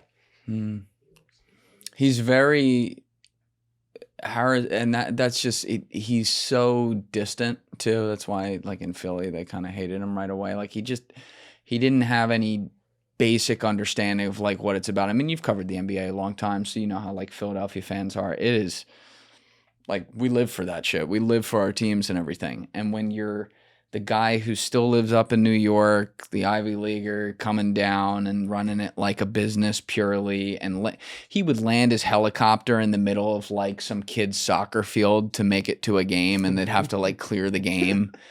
It's just like optically not the best, you know? But that doesn't surprise me because he's very standoffish. He's awkward. He's awkward. He's very awkward. Have you talked with him? Not really. I mean, I've been to like, so I think when he was a new owner, he came to the NBA draft lottery, and which is like a big swirl of people. It's just off Times Square. And we talked briefly. And I know a bunch of people who know him, and I don't know. I find him to be just all of these people actually just transactional as hell. Yes. And it absolutely is. That used to seem like it kind of came with territory, but now I'm like, oh, that's a problematic personality trait that leads you open to all kinds of corruption. Yep. Right? Like it just does. Like this is the Back to the Future version where Biff wins and like it's like all casinos and like people getting tossed out in the street. Like that's what a transactional culture looks like, right? So I don't think it's bad to have transactional people, and we all make like when I go to the grocery store, I'm transactional, right? Mhm. But at the same time, like when you think that everything that isn't transactional isn't real, you're an asshole, right? That's sociopathy of a kind, right? Yes. And so I always got that vibe from him. And actually, this is going to sound really crazy, but if the point of what you and I are talking about today is, kind of bad people have too much power in the world, one of the things that I think has the biggest impact I learned about from listening to Josh Harris getting interviewed by Steve Forbes. I've told this story a few times. Nobody thinks it's a big deal except for me, but to me it was like, what the fuck? I've always wondered why the real reason we don't have healthcare here, right? Like our healthcare system is just such a Horrible. It's just ridiculous setup. Yeah. Like even if you're just like competence, you wouldn't like it. Yep. Like let alone, I'm not gonna make my liberal like cry for me speech right now, but like it's just a bad system. I know at one time like we actually pay as much per user as places that do have nationalized healthcare, but we just pay it through like the ER, right? Like it's like what a stupid system. Why is it like this? It's hard to see who benefits from this setup. But then Steve Forbes had Josh Harris on, and he's like on some show that Steve Forbes hosts or something, and Steve Forbes is like, well, Joshua, there's many kinds of investments and investment types, and why would we need what you do? Like, why couldn't you just go to a bank or go to a Wall Street firm and have them invest your money? And Josh Harris's answer was that the healthcare costs escalate too quickly for like the teachers' pension fund to keep up. So like they got to insure all the teachers of California for infinity amount of years. And when the costs go up 4% a year, they can invest traditionally. When the costs go up 11% a year, like they have to bring their money to Apollo. Numbers. And so I'm like, oh my God. And meanwhile, I had noticed at one point I went through just like public filings of where like Leon Black donates. And the answer is every politician, like all of Congress, everyone, right? And like, this is so much. He's a nice guy. He's a nice guy, very generous. I was like, oh, that's like, that's their worst nightmare. Yeah. That we would have decent healthcare. Yep. Right? It ruins private equity specifically would be ruined by that. Yeah, you're cooking right now. Yeah.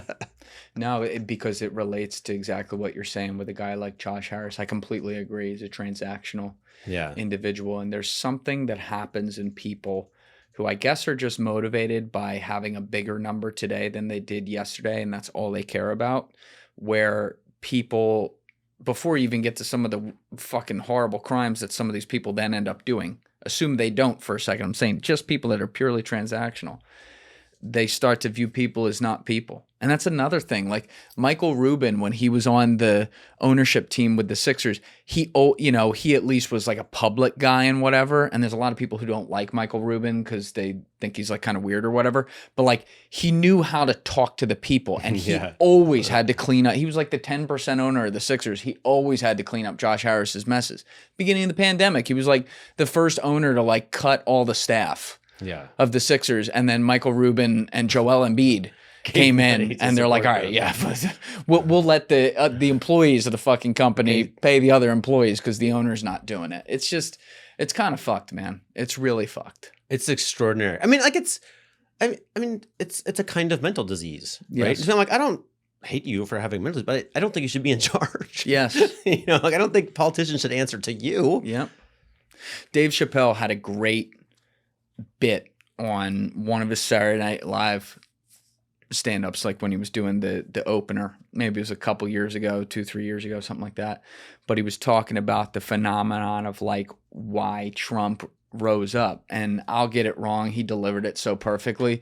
But he was like, regardless of what you think his actual motivations are, or whether he's just completely full of shit or whatever, when he was coming up, he was the billionaire in the suit who was in the room that you're not allowed into with all these people, and was the only one to walk out the front door and look you in the eyes and say, yo, I've been in that room the whole time. You're not allowed in, but there's some crazy shit in there, bruh. And everyone was like, this motherfucker, at least he's taught. Like, it doesn't seem kind of true. Right. Yeah. Like, it's not that these people, they just don't when they get transactional, they don't understand basic humanity. And if you guys wanted to manipulate people, all you got to do is walk out and pretend to care, pretend to talk to them. And these guys don't even do that, Have you heard of this phrase, hubris syndrome?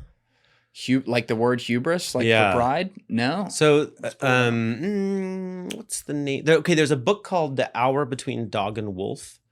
Oh, actually, you're gonna like this. I know about this book. Okay, The hour between dog and wolf. Yeah, this is really John Coates. That's the guy. Oh. Well, I maybe he doesn't want me to say it, but I learned about this from a Sixers front office employee. But anyway, Scott O'Neill. no. So this guy. Oh, I know who. I know who. I won't say. Go ahead. So this guy worked on Wall Street, and during the .com boom, and he noticed that like super smart trader on Monday would make like $1 bazillion on some trade, and by Friday the guy's like drunk at work, he smells like a prostitute, and he's making stupid trades. And he's like, what? Like this guy stopped being smart, right? Like what happened to him? Just because he made a bunch of money on Monday. And so he went back to England, and I think he has like a PhD or beyond now, and he started this whole institute studying like this particular syndrome where basically if you're in leadership or in power for 10 years, I'm paraphrasing his work, you should read the real book he wrote on it, then your mirror neurons stop working. Like you lose empathy. Whoa. And so like, when we all watch a movie and see somebody like cut their hand, your hand hurts a little, right? Like not if you've been in Trump's position for 10 years, right? You're just like, whatever, man, I told people you're gonna get hurt, like, Whoa. and I feel like I'm seeing that right and left in the NBA, right? And in this Epstein story. Right? No. That's, wow. That's what he called it, the hour between dog and wolf. That's sick. God, what a title. There's a follow-up book. So this book is the before version, and then he went and did a bunch of research and wrote another book that I forget the name of. But did his name rhyme with Schminky? I mean, that's a really good guess. And Sam Hinkie and I are friends, but in fact, I did not learn about this book from. I want to get Sam Hinkie on the podcast. He's a reticent. That's my. He's goat. a reticent little guy. I know he is, but he's a genius. Yeah, he's a genius. Yeah. Yeah, he's a very smart guy. Okay. The hour between dog and wolf. I'm going to read that. It's a great book. That makes a ton of sense because human nature gets used to things no matter what it is. Negative, supposedly positive, and everywhere in between. But like you get used to. I've seen it. It's like complacency in a way. It's the same psychology. So it makes sense because you get it far enough removed in your ivory tower or whatever that then everything below you is just grass. And there's a weird, there's something that's going on with these like, I went to a snobby British boarding school for a very short, like less than a semester. You said you were born in Britain? I was born in England. Moved here though as an infant? Here, and then my parents got divorced, and then my dad became like really excited that that coming to America was a mistake and we should move back. And so there were kind of like efforts, like there were like efforts to move back.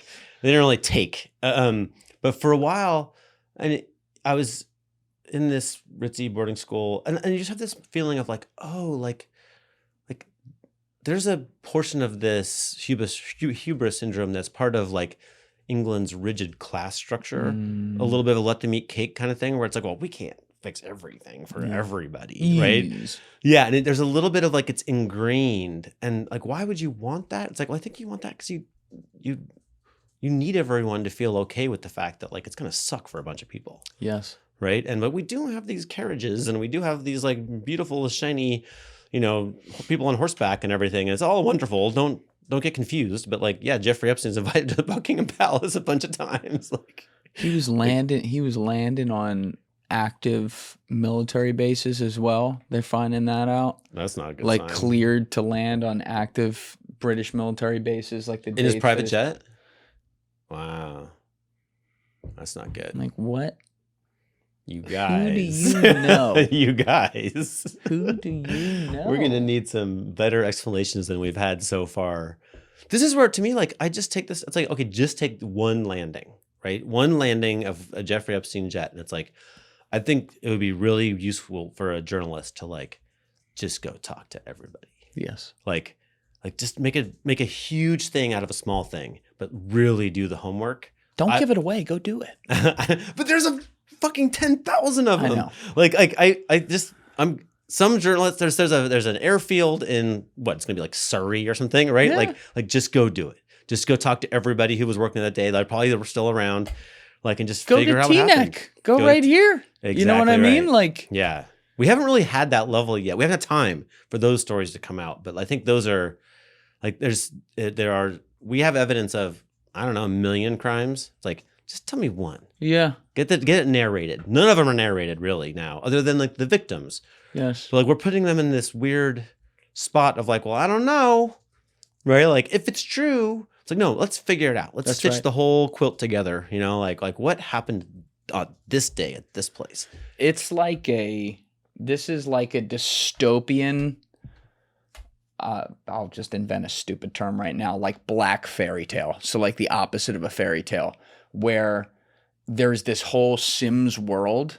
And you could just like put a blindfold on and hold your finger and land right here and open it up and then be like, all right, so I landed on 1997 Surrey Airport. Jeffrey Epstein lands. Let's go there. Yeah. And you can write a book about it. You write a book about the next day. Absolutely. And this guy was operating probably since the late 70s in a way at Bear Stearns at least. Yeah.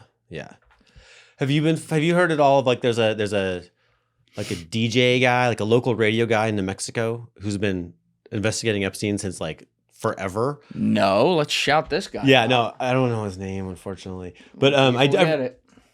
New Mexico, like radio DJ, you said? Yeah, you'll see it. He's given a bunch of interviews and stuff, but he basically just he's like, why were you doing this? And he's like, because I don't have a call screener. Like, yeah, that's the guy. I don't have a call screener? Yeah, so people would call his show and they'd be like, yo, some crazy stuff's happening at this ranch.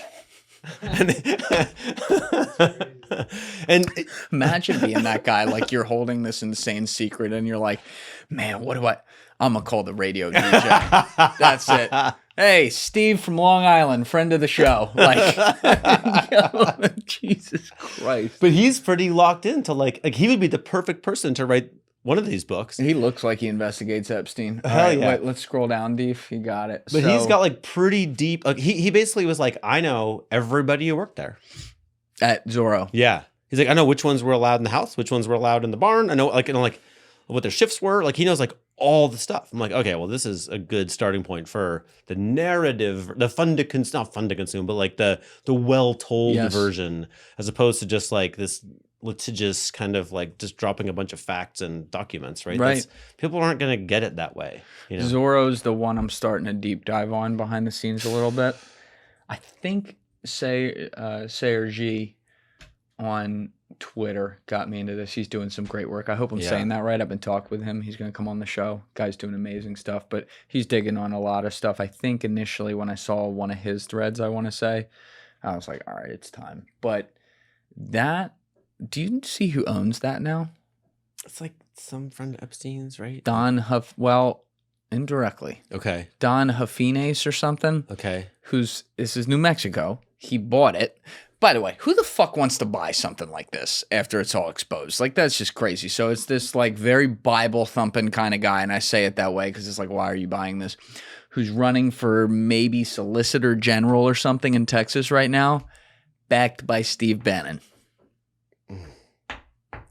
So to the extent that this is a big thing, right? Like people seem to doing things that don't seem to be in their best interests. Mm-hmm. So like, don't even like Leslie Wexner really wanted to give power of attorney to somebody over all of his money, right? I don't think Leon Black wanted to give power of attorney to someone over his money, right? Like, or all of these properties. I mean, or like 2 townhouses in Manhattan transact for like $10 each or whatever they did, and like this is somebody telling someone to do something, right? This is not like, why wouldn't you sell it at market rates? And one of them standing next to the president right now. I know. It's just like, there's no, like, it just doesn't make any sense. Like, to me, like we don't know who the boss is, right? I don't think we know who the boss is or boss is. Like, that sounded crazy when I said that like that.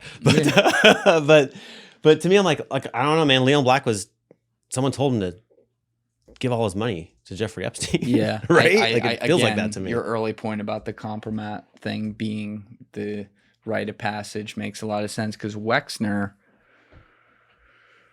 like you see, they've always asked Wexner about if he had a gay relationship with Jeffrey Epstein, which actually, for all the sick shit Jeffrey Epstein did, like this is the one like him using compromat of like a gay relationship with another guy is the one I would actually think he didn't do, because every piece of evidence we've ever looked at, it was always girls or young women, right? So he had a type and it wasn't guys. What I do wonder though is if part of the compromat of Wexner was that he was gay or something, and then maybe was also doing some really bad stuff that's beyond like being gay and maybe abusing boys and stuff like that. And maybe that's how they got in, because there's a thread, I've talked about it a few times before, and someone more talented than me and who knows more about this stuff and following the money should really pull on it. But what I can't get out of my head is Tara Palmieri did a great podcast. I'm sorry for people who've heard me say this before, but I got to repeat this for Henry. He did a great podcast, or she did a great podcast back in 2020, two of them. One was like the Maxwells and one was Epstein. Mm-hmm. And with Epstein, she went around with Virginia Roberts Giuffre. And it's like a documentary. She did 8 episodes where she's recording like an edited documentary. And what they would do is they would go to the usually gated communities of people connected to Epstein who Virginia had known from her time around him and try to talk to them. So they went to Adam Perry Lang, the famous chef who knew Virginia. And he was like, oh, I remember you, and said, you can't come meet with me. But when they went to Juan Alessi's mansion, I guess, and his community, he let them in. Juan Alessi was the house manager for Epstein. Immigrant, had to sign a crazy NDA, all this stuff. And to his credit, he allowed Tara to put the recorder out and record all of them talking. And he said a lot of interesting things in there, but among them was he talked about how in 1992, he's like, Epstein had money in the 80s, and I worked with him, and he lived on the Upper East Side and everything. But in 1992, shit went crazy, right? He started flying in private jets everywhere. I think he started looking at buying his own jet at the time. He wasn't, I'd said this earlier, but he wasn't in the mansion yet. I know that now, but I have to run back to that podcast and see exactly what Juan Alessi said. But basically he said he went from whoa to whoa, like out of nowhere.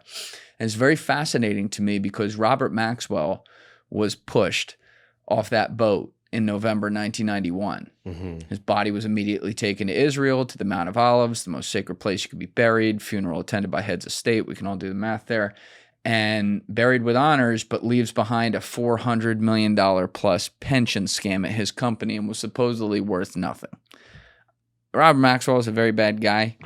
Never made sense to me that he was worth nothing, especially when his sons were then put on trial for that and found not guilty.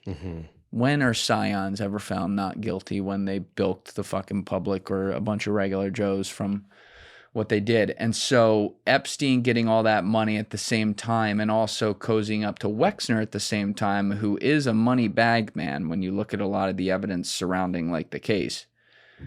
That has never squared up to me. But I can't, it's speculative. But it's interesting because, like you said, for him to be granting all that power, including power of attorney, giving him that place for $10, something ain't right. And I think if I'm right, that before that, before he lived in that townhouse, Epstein lived in a building owned by Iran. I'm pretty sure. Check me out on this. Either he had an office or he lived in a place. Epstein. All right, let's look this up. Deep just stepped out for a second. Epstein building owned by Iran, and that would have been post-revolution Iran. Yeah, I think. Yeah, I think. Do you see that? Did anything come up? All right, let's see. The State Department once rented a townhouse seized from Iran, so they seized it from Iran to Jeffrey Epstein, then sued him for subletting it. Classic. He makes a profit on it. That's classic. A weird and forgotten case from the 90s shows how connected Epstein was to power. So his Upper East Side mansion has become, this is from BuzzFeed News, has become notorious for its reportedly macabre interior decor, immense size, and monetary value, and as the site of some of his lurid alleged crimes. But Epstein, the financier who has been charged with sex trafficking and accused of sexually abusing young girls, used to live in a different Upper East Side mansion only a few blocks away. It's a mansion that's embroiled him in a dispute involving a lawyer for French Connection heroin ring suspects, the State Department, and transitively the government of Iran. The now forgotten case, laid out in newspaper clips from the time and extensive court documents, offers a glimpse into a strange facet of Epstein's life at the time. Beginning in February 1992, Epstein rented a former Iranian government building that had been taken over by the State Department during the Iranian Revolution at 34 East 69th Street. So that's literally like 2 blocks away. In one of Manhattan's most expensive neighborhoods at a rate of $15,000 a month.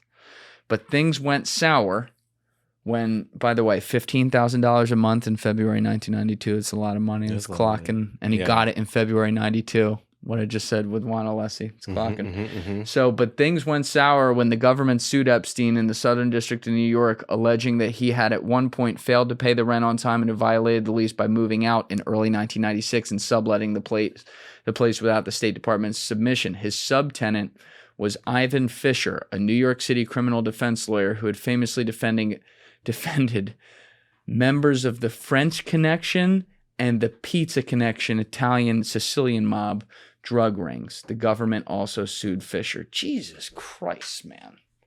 And then I mentioned Ivan Boesky earlier, but I'm like we should look this up, but I'm pretty sure I'm right in saying that after there's a thing called, so the CIA installed the Shah of Iran. Yes. Not even controversial. Not even controversial. That was Kermit Roosevelt, right? Yeah. Like Teddy Roosevelt's nephew or something. Yeah, something like that. And with MI6, and then because Mossadegh had been elected and was going to nationalize the oil. Yep, can't have that. Yeah, and so now it's like I think of BP mostly, or whatever after that. So the Shah was like not a good ruler, right? He's from the Pahlavi family. Mm-hmm. Then there's the Pahlavi Foundation owned a skyscraper in Manhattan, which I think later was seized and like distributed to victims of terrorism. But I'm pretty sure that in between, Ivan Boesky had an office in there, which is like, what the fuck? So, look, It would make sense. When you told me that's what you just read out loud, that kind of stuff makes me think like, well, the unseen part almost has to be intelligence. Do you know what I mean? Like, yes. Like who else could pull this kind of thing off? Or like you're kind of keeping this guy in these houses, and they're, he definitely got a sweetheart deal on the next townhouse up, but like, got a sweetheart deal on this one too. And the guy, when he was at Bear Stearns, Bill Casey was there. I forgot about that. Tell people who Bill Casey was. So Bill Casey ended up running the CIA, but another one who could stop a clock. Oof. Yeah. Oof. But Bill Casey, I'll just tell you that if you read all the books I've read and all the freaking research, like his name just comes up 10 million times associated with like some of the shadiest stuff you ever heard of the CIA being accused of. A lot of Noriega meetings, this kind of stuff. So, and Iran Contra. So yeah, he was like the architect of that, if I remember correctly. Yeah. And then while Epstein somewhere in these years, Epstein has an office maybe in that building that he shares with Stanley Pottinger. Who was he again? Stanley Pottinger was like a major figure in Iran-Contra who later became like a popular novelist, and I think his son is in the Trump administration right now. But Stanley Pottinger, many people believe was like working on behalf of the CIA in Iran-Contra. Feels like all you got to do is be connected to Jeffrey Epstein and you get a job in the government. Every government, Democratic and Republican. It's just... Leon Blackson has a job. And that's what I'm saying. Yeah. So, just on the surface, you're not guilty of what your father did. I love Woody Harrelson. He's a great actor. You know what I mean? Like his dad was a serial killer. That said... That was a crazy podcast. Yeah. I forget, what was it called? Was that another serial one? I don't think so. I think it was an independent one, but anyway. Not the story. But, that said, when you're running a White House, especially, there's no place where optics matter more. Yeah. And to hire this fucking guy, his son, into the White House after all this shit was out, what are you doing? What are you doing? I've always felt like Trump was kind of like an errand boy for bigger forces, and to me it's like, well, they just told him to do it. That's why they told him to do it. Yeah, you know what? There's something that really sticks out with me. When he did that podcast with Joe Rogan shortly before the election, one of the things Joe asked him about was all the turnover of people from his first administration. And I forget, I'm going to paraphrase, people can go check it out and see what he said, but in a very un-Trump-like way, he actually admitted, maybe Joe asked him like some mistakes. Maybe that was how he asked it. Are there some mistakes from your first administration that you wouldn't want to do again? And Trump was like, he said, some of the people I hired and some of the people I brought around. And he brought up John Bolton. He's like, that guy never saw someone he didn't want to bomb. Look at us now, right? And he actually got John Bolton arguing against the Iran war. That's how ass backwards we are. But like, there's something to it that maybe those people are people, it's what you're saying. They were like placed around him and he just agreed to it. And now maybe he's doing it again, despite the fact that he seemed to have at least some self-awareness.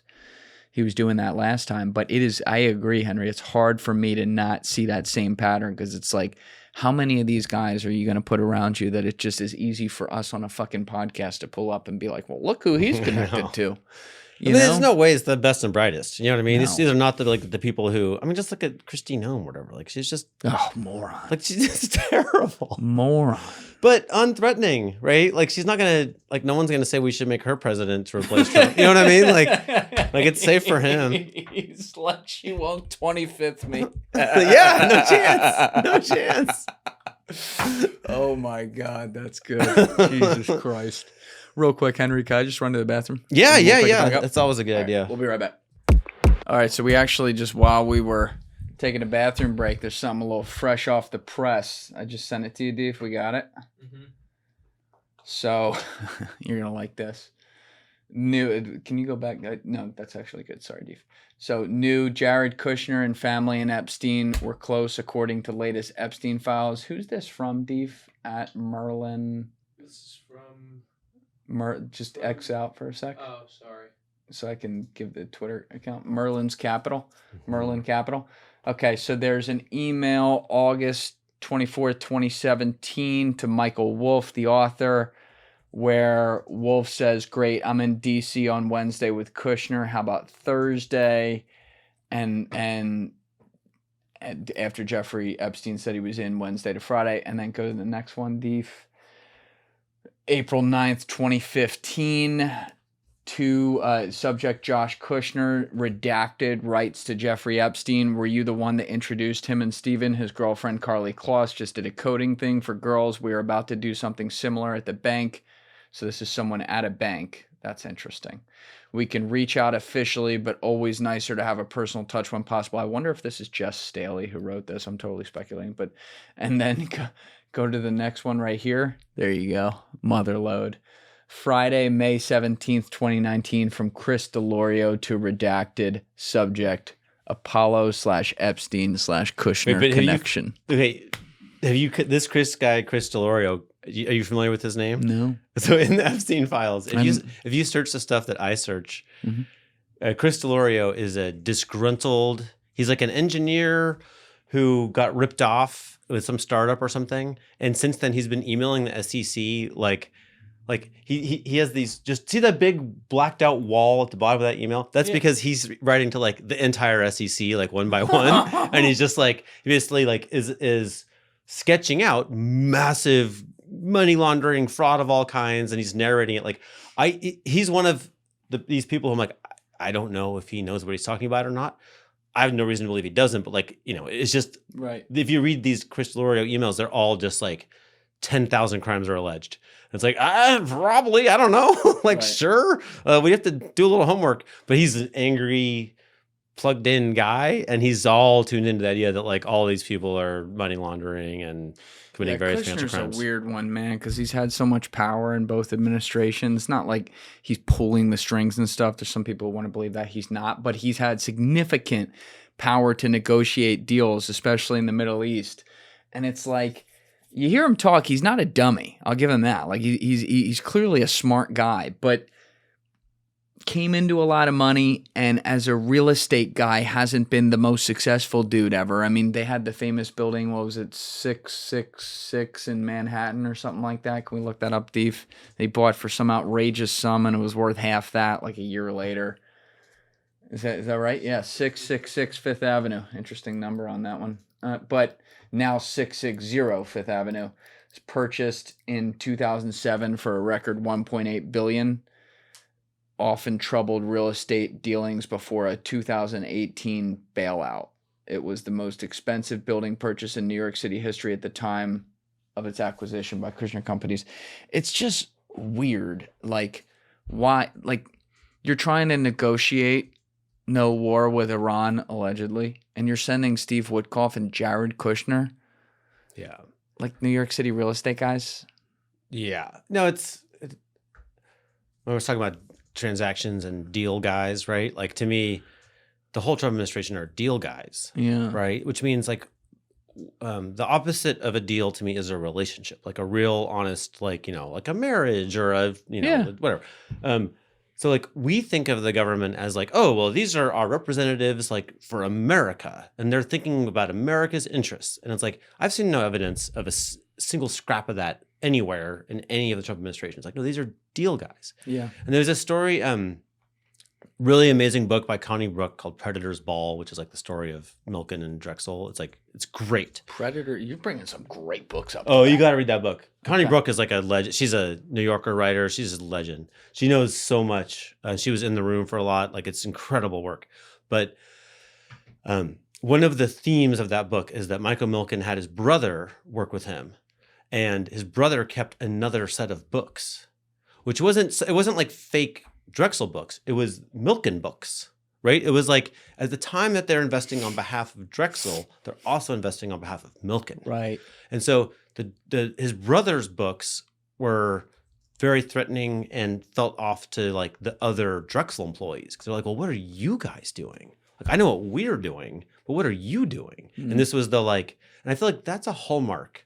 This second set of books to me is a hallmark of, it's never good. And that's where, like, Josh Kushner is mentioned there. So, like, he's the one who's married to Carly Kloss and part owner of the Memphis Grizzlies. Is he really? I didn't know that.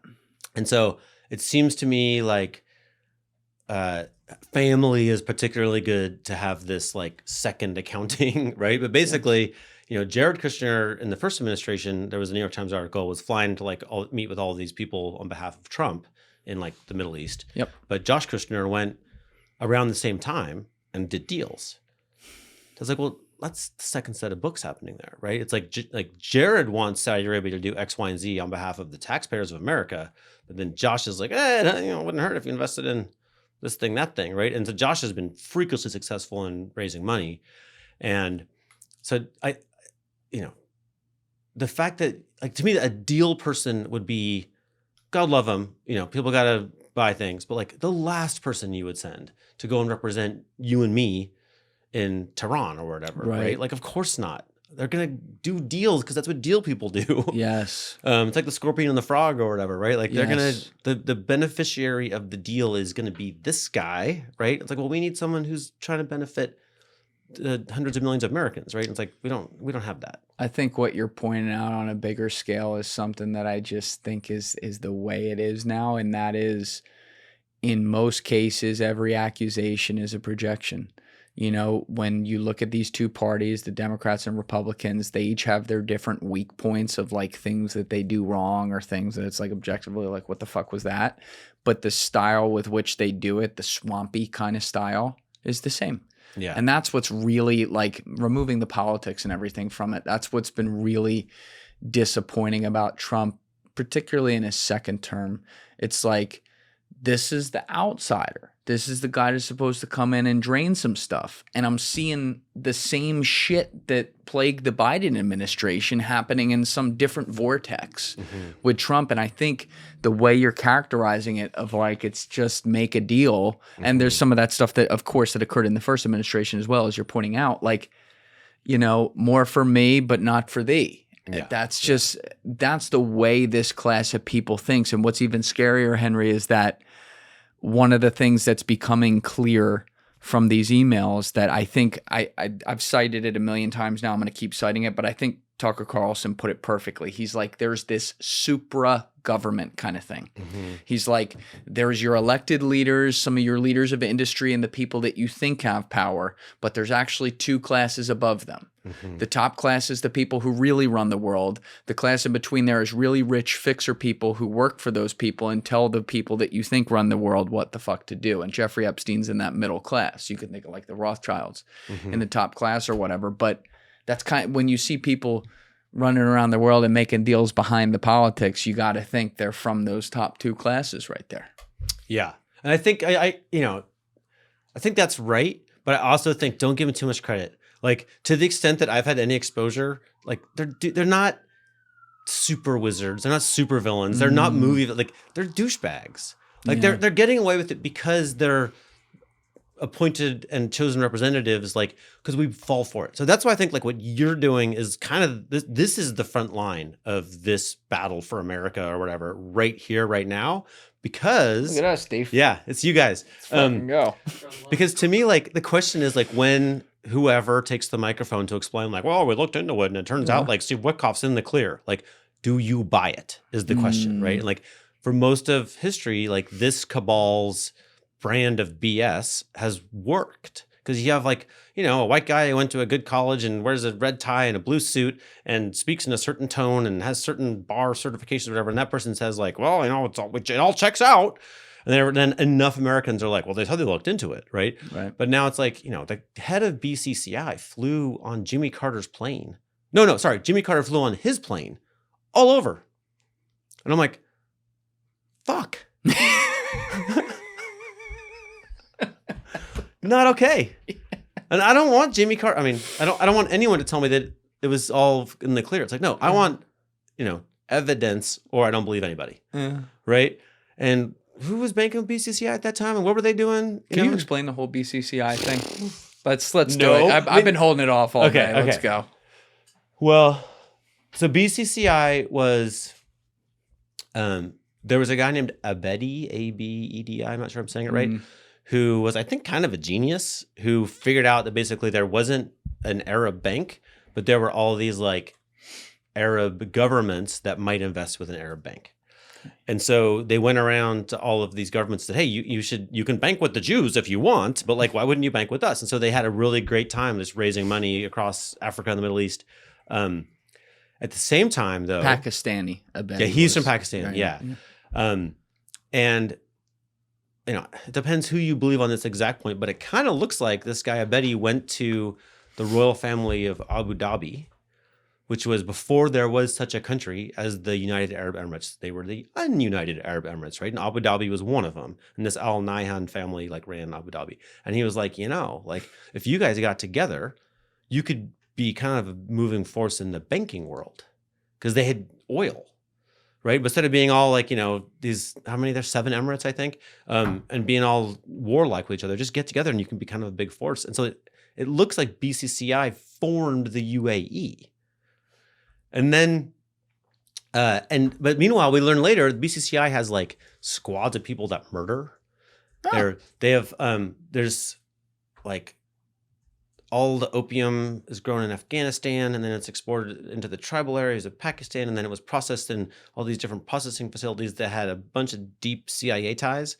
And then they make a bunch of money, but you can't get your money out of Pakistan. Well, and like BCCI was like, we got you. A lot of the biggest there was like a huge shipping company was like BCCI's biggest client, like just shipping stuff all over the world. And so it became this kind of catch-all of, it's definitely a bank. It was maybe also just like a hub of transnational crime, certainly involving drug money.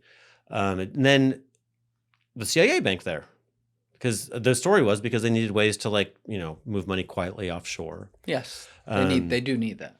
Okay, get this though. This is where there's so many parts of this that are batshit crazy. But one part of it is, so then they hired one of the most reputable lawyers in DC. I think his name, I don't want to guess his name, but it's easily findable. I've published it. And he kind of ran interference because they were banned from the U.S. banking system, but they wanted to buy U.S. banks to get their assets from this dirty Why network. were they banned? Great question. I don't know. The banking regulators in the U.S. were like, we're not doing this BCCI thing for some reason. I mean, they were controversial. They were on the cover of Time magazine. It was like the world's dirtiest bank and stuff, you know. It wasn't like a total secret. And maybe financing terrorism, I think. Terrorism money came through BCCI. We don't like it. Yeah.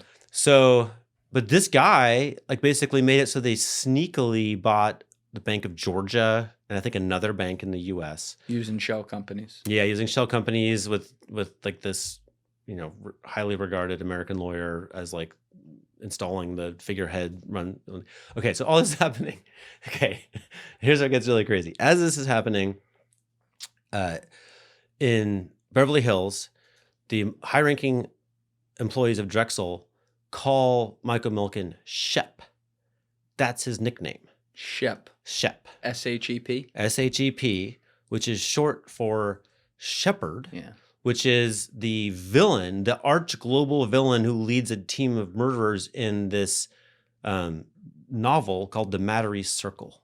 And like it's a Ludlum thriller about like, you know, this global cabal that uses young women as sexual playthings to entrap people and then like controls the world by taking over boards and murdering people who don't go along, right? So you're not beating the allegations right now. So they call him Shep. And then in that book, they're like there's you know, there's a lot of spies and running around and good guys and bad guys. But in that book, and sexual slaves and all this stuff. But in that book, they're like, well, how do you move the money? It's like, oh, like through a bank, through an Arab bank. They have their headquarters in Atlanta, which is actually where at that time when this book came out, nobody knew that BCCI, the Arab bank, secretly controlled this bank in Atlanta. When I read that Atlanta line, I was like, what the fuck? Yeah. And then there's definitely BCCI had significant overlap with Drexel, Burnham, Lambert. Like their money intermingled in a bunch of ways. They got in some trouble for it, but I think we probably only saw a tiny percentage of it. I want to get to that quick question, though. You mentioned they were involved in laundering, basically taking the money and possibly partnering with CIA to do it. That was coming through the illegal heroin train in Afghanistan? Yes. You know John Kiriakou tried to blow the whistle on that. Oh. Yes. That would have been very helpful if he had. Yeah. And then they arrested him right after on a case they had closed. He was working for John Kerry, who he said is like the worst guy ever. Yeah. And he was the investigator for the Senate Foreign Intelligence Committee. Yeah. And he went to Afghanistan and he's like, what the fuck? Yeah. We're supplying 93% of the world's heroin. And they're like, yeah, don't look at that. Yeah. And then he got a charge. And then then, you know, at one of those committees, it might have been the church committee, like they were basically like Southern Air Transport, like, you know, what's this? And they basically, you know, it's in the meeting, like CIA planes, cocaine into the U.S. And they were like, well, would you do? They asked some CIA guy, like, you know, like, would you do it again? And he's like, well, like, you know, not this way or whatever. Like, well, what do you mean? Like we would definitely just be like way more covert. And we covered up better. They literally moved that company to Leslie Wexner's local airport in New Albany.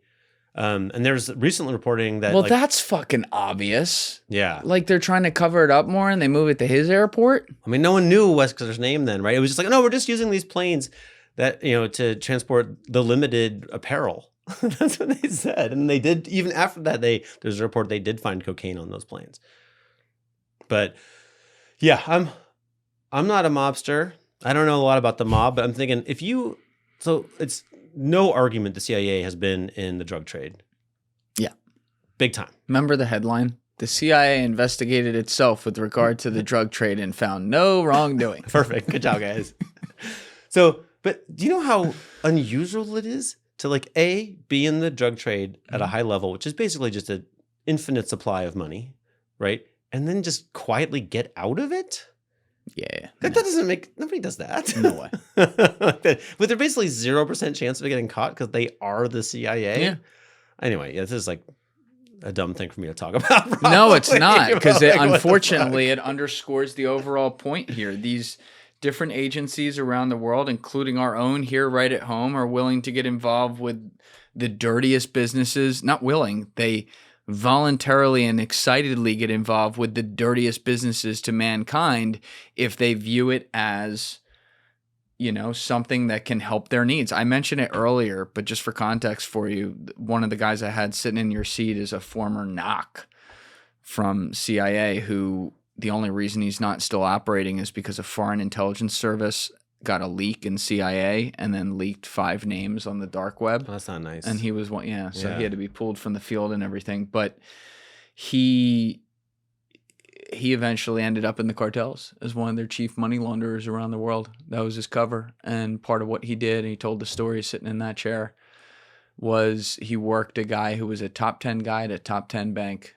at a bar, developed a relationship with him, and eventually got him to launder money for the cartels. And the idea is you use a dark criminal underworld organization like that, which has inevitable connections, to slide in as a spy, not to stop them, but to work with them so that you get access to their connections and get intelligence from that you deem as a better trade-off for the bad things that they do. And for me, I'm like, okay, so poisoning our streets and killing people every day with fentanyl, being complete savages and killing people because you disagree in a fucking card game or whatever it might be, chopping heads off.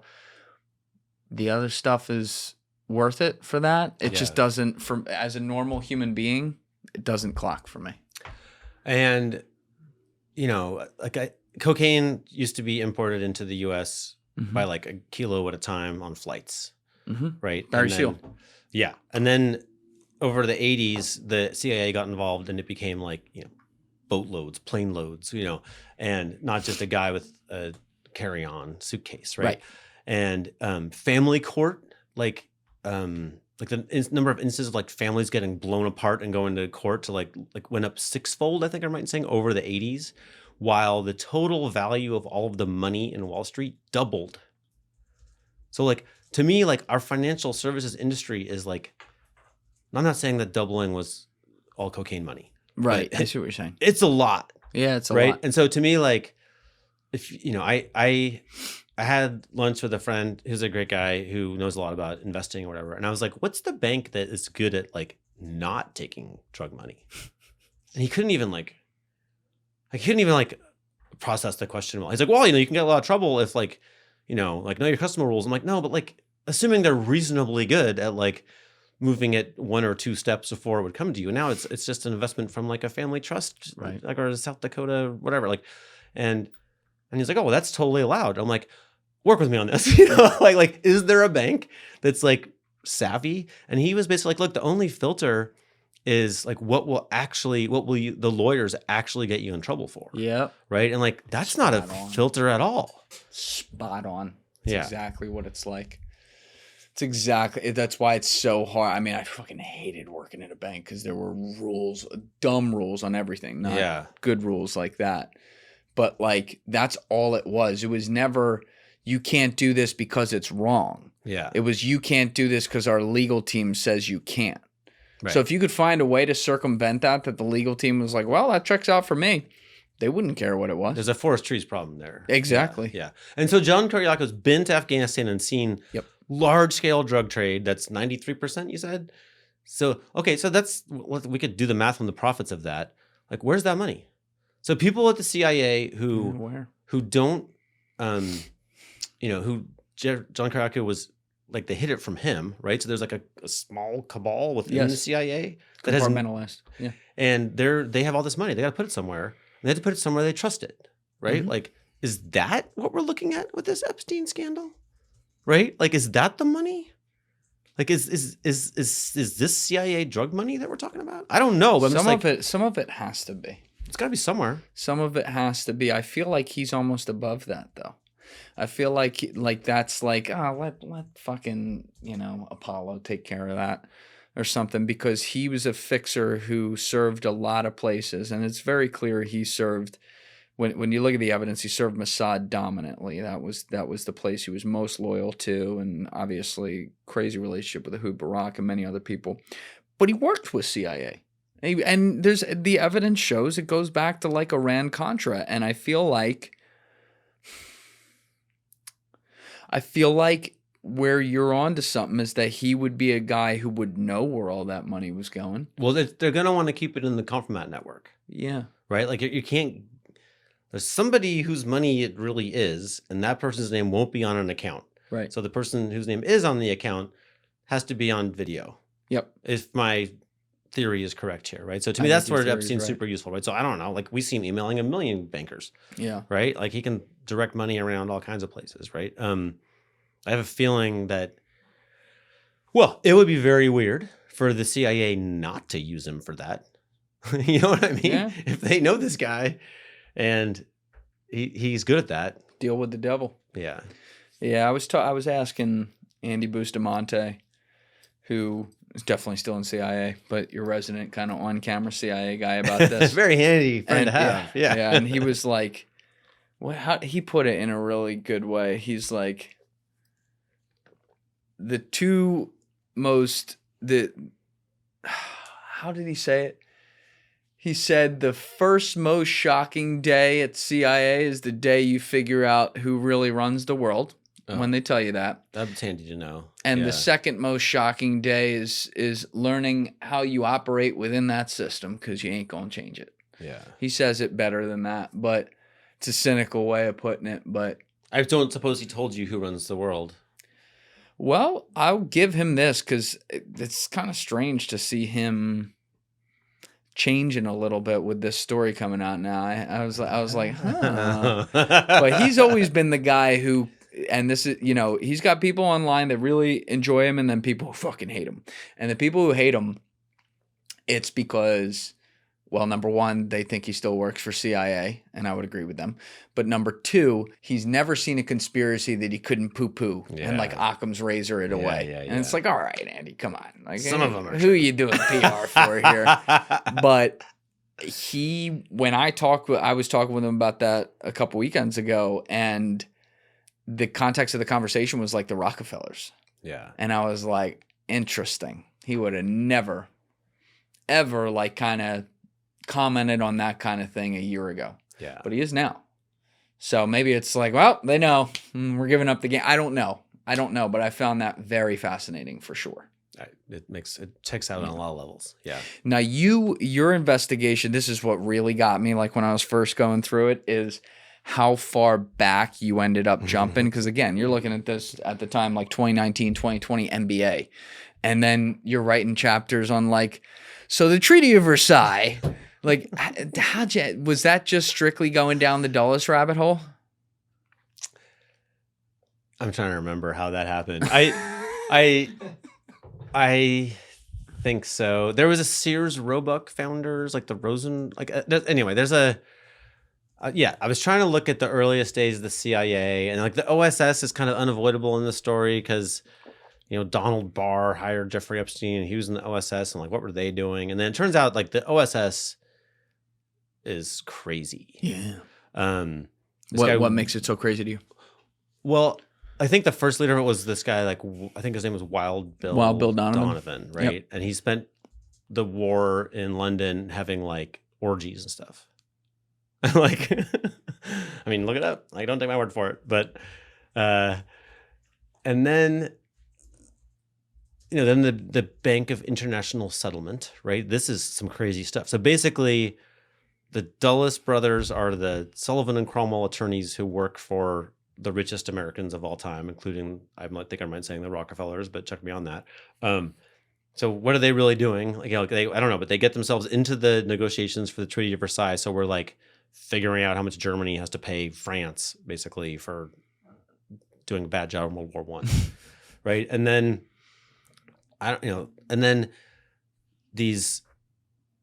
Germany's like Hitler's top banker has all these meetings with American executives about like the importance of having multinational corporations. I don't even really understand this. And this is the late 20s, early 30s. This is all actually that starts in like 1905 and stuff. They're like, and at that time Germany has the world's leading dye companies, like to dye clothes, and somehow in cahoots with their American meetings, they convinced them to become basically pharma companies. And they're multinational pharma companies, and they're the pharma companies we have today. Like these are those same companies, and they make the gas that kills the Jews in the camps. Zyklon. Yeah. But they're multinational, which means that the whole time Hitler's doing this, like they can just shuffle money around, and it's not Nazi money anymore, right? They can have this is where Swiss banking was invented, right? Wait, really? All right. Can you explain this a little more? Yeah. So, Swiss banking wasn't really a thing, but it just, IG Farben is the big company that made Zyklon B, and it's one of the biggest drug companies at the time. And I think that I've published on this. We should go and look at the original story, but I think I'm right in saying that this guy Schlacht was Hitler's lead banker, and you can see him meeting with all these American banking executives. Basically, they figured out a way to make IG Farben have headquarters in multiple countries, so that when they make a lot of money from German taxpayers purchasing Zyklon B, they can then report it as income in Switzerland and put it in a bank. And these banks have special rules where no one can tell whose money that is, right? And then at the same time, the U.S. becomes a key force managing the Bank of International Settlement headquartered in Switzerland, overseen by a Dulles brother, and basically they're Hitler's bank. They'll literally we'll take your you have crates and crates of gold teeth pried from the mouths of people in concentration camps, deposited here. Also, where was Alan Dulles during the whole war? Burned Switzerland. Yeah, so that's what he was doing there. So he was there. He was America's liaison to the Bank of International Settlement. There's a great book about that. I think it's called Devil's Chessboard. Is that the one you're thinking of? No, because there's a lot of this. Devil's Chessboard is almost. When I first read it, I was like, "This is almost too much." Yeah, but I'm gonna look it up really fast. Defoe's chapters 13 and 14 of Henry's full. Yep, there it is. There you go. Hitler's American business friends. Yeah, there you go. Is that 13, Deef? And so they were offering American corporations monopolies, right? So they're like Hitler's going to conquer all of Europe, and then Texaco can be the unique supplier of petroleum to all of Europe. And they're talking with the people who essentially would become the founders of the OSS in doing this. Yeah, and so the founders of the OSS are soon to be on the wrong side of this. Yeah. Yeah. So that's how I got Treaty of Versailles. The Treaty of Versailles too is one of the most ignored parts of history to me, because they rigged the game to create a vacuum in Germany. Yeah. It's not like they knew at the time who Adolf Hitler was in 1919, because he hadn't made a name yet, but they created an opening throughout the 20s in Germany by fucking Germany into the fucking 5th century, that there was going to be the opportunity for some sort of extreme voice to rise, right, and create some sort of revolutionary power. Yeah. And the Sullivan Cromwell guys are the dudes who basically told Woodrow Wilson what to do. Yeah. That's nuts. It's pretty sadistic. It's very sadistic. Yeah.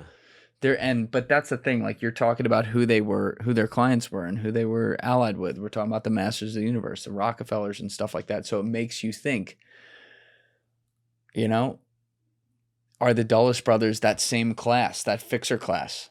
Yeah. As Epstein. Yeah. So in the Devil's Chessboard, they, basically JFK is I'm kicking you guys out, and then he just got shot. Yeah, no, the fuck you're not. Yeah. Imagine getting kicked out by the president, and then you still run the world's most powerful intelligence agency from your Georgetown apartment, because you can. Yeah. And LBJ's all right, I'll keep you. Yeah. You can come back now. In fact, you can sit on that commission totally. too. What do you guys need exactly? Yeah, you can investigate yourself and, and find nothing. So you end up at that. And then you were also the one who wrote about how, I cite this a bunch on the podcast, about how when things started turning and America was becoming enemies with Hitler, the government, these guys were like, come on, really? And then eventually Pearl Harbor happened, Germany declares war, and they're like, all right, we'll go to war with the Nazis. Well, this is inconvenient. So they call them up sorry, Adolf, listen, it's nothing personal. Yeah. But they didn't even, they were not even for stopping him. They're just this would have been good for us. Oh, we were on, I feel in the financial class in New York was on rails. It's just yeah, we're doing a Hitler deal, right? Like, we're in on this. Like, this is a win. They've been investing for years, you know? Texaco was shipping, like, the gas in Hitler's tanks was Texaco gas. And they evaded blockades from the British government to, like, deliver it because they wanted the monopoly in Europe. So they would come in, they had meetings, like, at the Plaza Hotel. I forget the name of the guy who was, like, Hitler's representative in New York, but they just, like, had meetings with these business leaders. And they're like, here's what we're going to do for you. Here's what we're going to do for you. And Can we find that from chapter 13, Dave? Because it's Yeah, called this is it right Nazis. here. That was the best chapter title. Nazis at the Waldorf there you Astoria, or Waldorf Astoria. What was the name of the guy? yeah, if you Can I keep just going put the down. Plaza, you think? Yeah, let's try that. Plaza Hotel, the Waldorf Astoria Hotel. Oh, yeah, keep going down. That's where Leon Black's dad, Eli, convinced shareholders to approve the takeover of one of the most intelligence-connected firms of all time, United Fruit. You know what you didn't mention here? It's also where Lucky Luciano had a residence. I didn't know that. Yeah. Yeah. Uh-huh. It's where Ghislaine Maxwell has been photographed grinning in formal wear. And it's where David Stern hosted the first NBA draft lottery ever. David Stern made an appearance in the files. No, it's not him. It's not him? Yeah, it's a different guy with the same name. I Oh, know I son sound like of I'm a like b- Andrew son of a Bustamante here, bitch. but yeah, it's literally there's a guy who's like an assistant to some of the royal. He's an American banker, I think, who like worked for Sarah Ferguson. Oh, that's Yeah, promising. I'm sorry, Sorry, to disappoint you David. there. Yeah, Rest in peace to the commissioner. He caught a drive-by for a while there. yeah. All right. And then after Celebrate Hitler, is it Westrick? Yeah, I think that's right. But after the war, Westrick himself told the story of visiting the U.S. at the behest of Hitler's foreign minister Yeah, there and you meeting go, industrialists like Henry Ford. Yeah, Wow. and I think there's a picture there of, let's see, 1929. J.P. Morgan executives traveled to Paris to meet with the president of the German Reichsbank. I don't know how to say his name. Hjalmar Schacht, to negotiate an economic plan to stabilize Germany's economy after World War I. So that guy Schacht then became Hitler's like chief banker. And so he's like meeting in a photo here with J.P. Morgan. With J.P. Morgan. Yeah. These are like the bigwigs of J.P. Morgan meeting with Hitler's Oh, chief with the banker. company. I thought you were saying the Yeah. actual guy. Still, though. Yeah. In 1929, that's a bad omen. 1929. Yeah. Yeah. Hey, let's crash the stock market and put Hitler in power. That's the other thing. We almost avoided him. If the stock market didn't crash, he wouldn't have got in. Why is that? Because Germany, as bad as it was in the early 20s, then he went away to prison. And they weren't balling or anything, but like the economy recovered just enough that people were like, all right, we can live. Yeah. And then the stock market crash affected the whole globe, crashed everything again. He had come out of prison and then Wow. vacuum.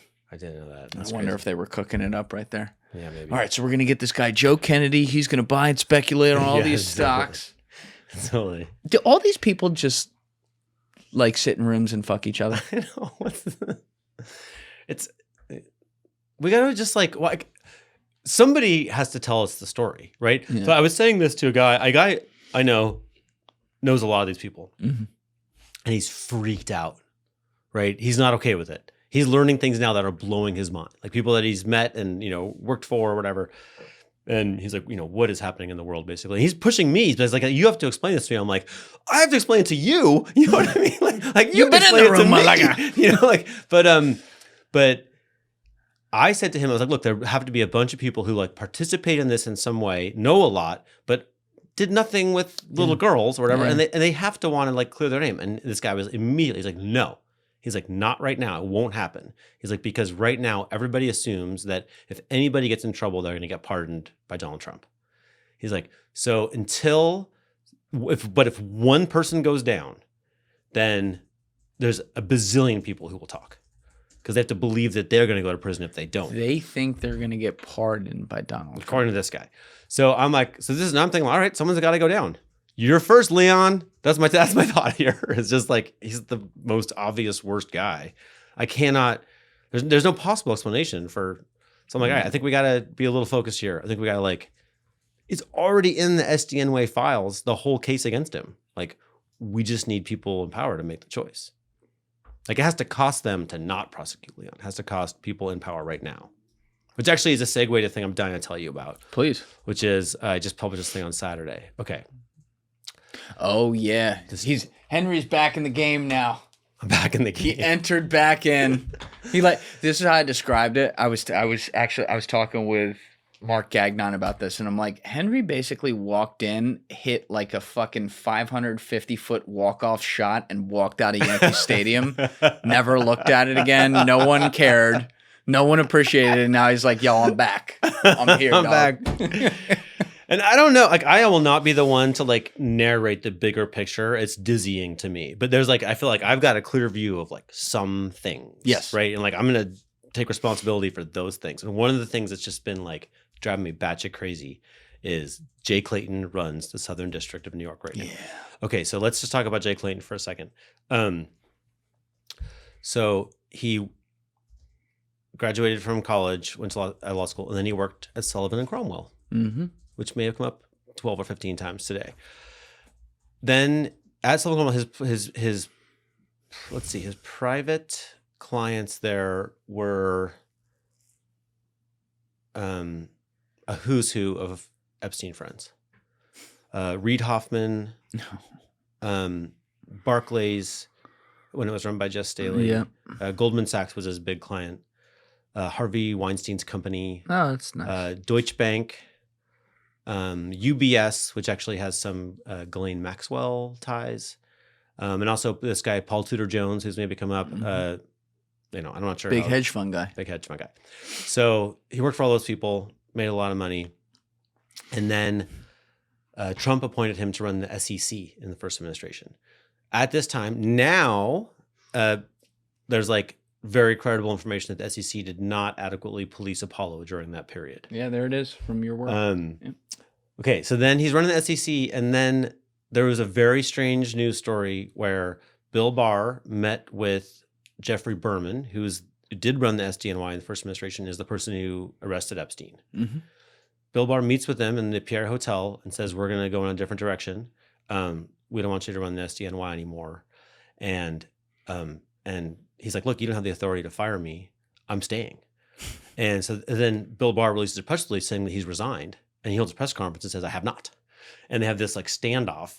And what they want to do is bring in Jay Clayton. This is public, that they're going to bring in Jay Clayton to replace Jeffrey Berman. Jeffrey Berman went on Fresh Air and told Terry Gross that they wanted to do this, I'm quoting now, to disrupt and delay the investigations we were pursuing. This is 2019? Or 2018? 2020. 2020. So this, last year.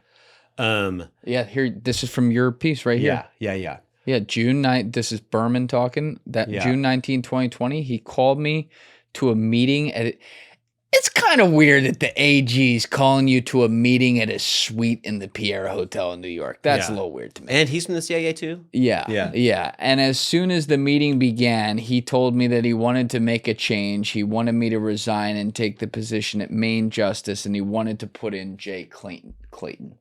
Why was Jay Clayton considered a Trump ally? Berman says, well, Jay Clayton was currently the chairman of the Securities and Exchange Commission, but the important thing, and I knew what Barr's agenda was, it wasn't to have someone nominated and confirmed by the Senate. Remember, this is 5 months before the election. Barr's agenda was to get somebody in immediately as acting U.S. attorney, pending whatever nomination was going to happen, but to get someone in immediately in the Southern District, someone from the outside, someone who he trusted, which would disrupt and delay the investigations we were pursuing, which included, as we mentioned, the Steve Bannon We Build the Wall investigation, as well as the Ukraine investigation that we were pursuing out of the indictments of Lev Parnas and Igor Fruman. I wonder if he's also holding in, I don't know this, I'm speculating, I wonder if he's holding in the Epstein thing too. So then Clayton doesn't get this job.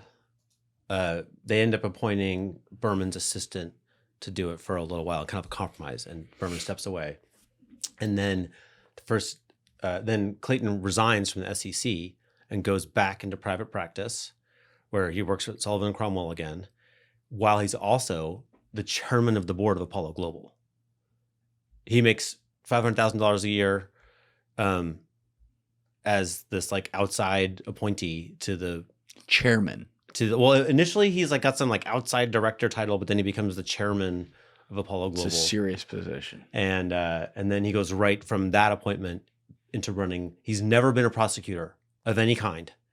And when Trump's first takes office the second time, one of his first appointments is Jay Clayton is going to run the Southern District of New York.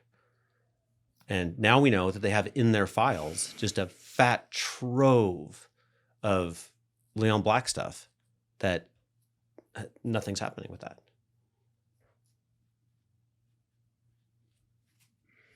And so to me, like, this is where it comes back to what you guys do and us and the people listening to this and watching this is, you know, are we cool with that? So far, we've been cool with that. They're not marching in the streets about Jay fucking Clayton, you know?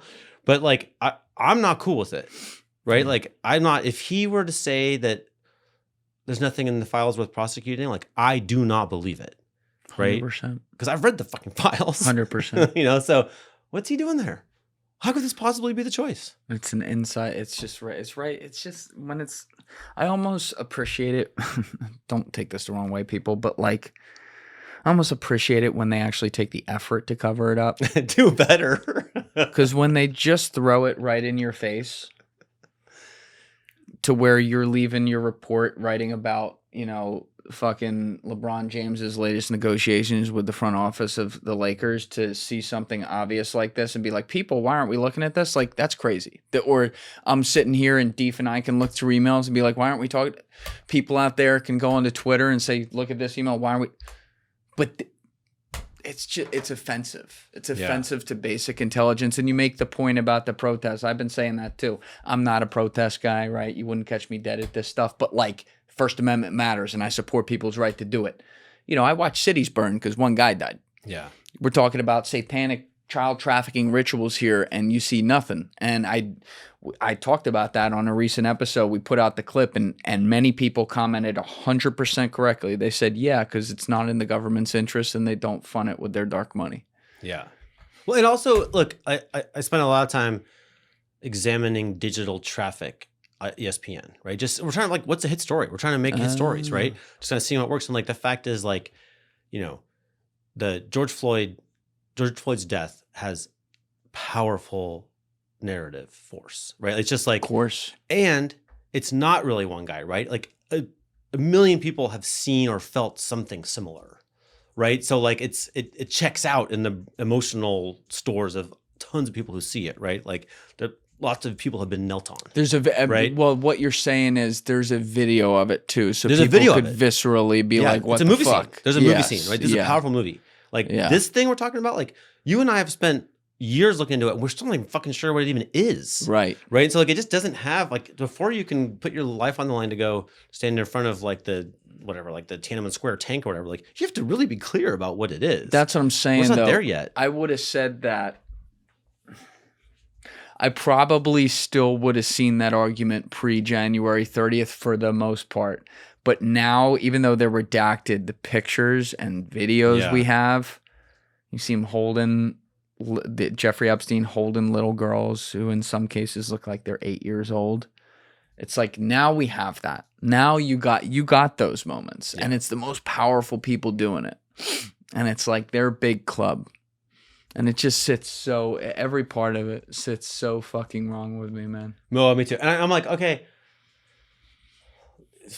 what's the number of people that I'm like pretty certain should be like behind bars is a lot. It's a big number, but they're not behind bars. So they're doing stuff. I just got a picture. A friend of mine was at a Knicks game the other day and Leon Black was there.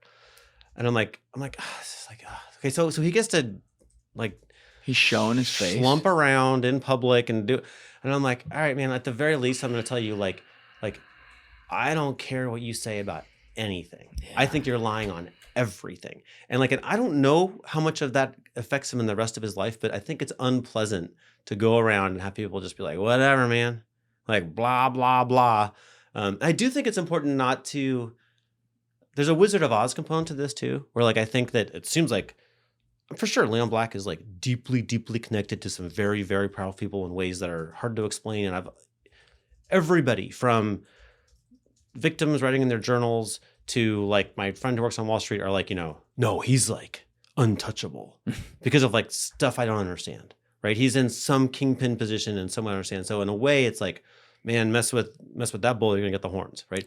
That's probably true. But on the other hand, I'm like, I don't fucking buy it. I'm also just like, he's a little guy. He's actually a big guy, but like, you know, pulling some strings behind the curtain, trying to make it look like the great and powerful Oz, right? And like, I think it's important just to be like, I think when this is all done and we understand it a lot better, like, we're gonna be like, those fucking losers. I don't think they're gonna be like these great mastermind criminals. I think they're gonna be like, nice try, guys. Like, it worked for a long time. I hope you're right, but they need to be ostracized.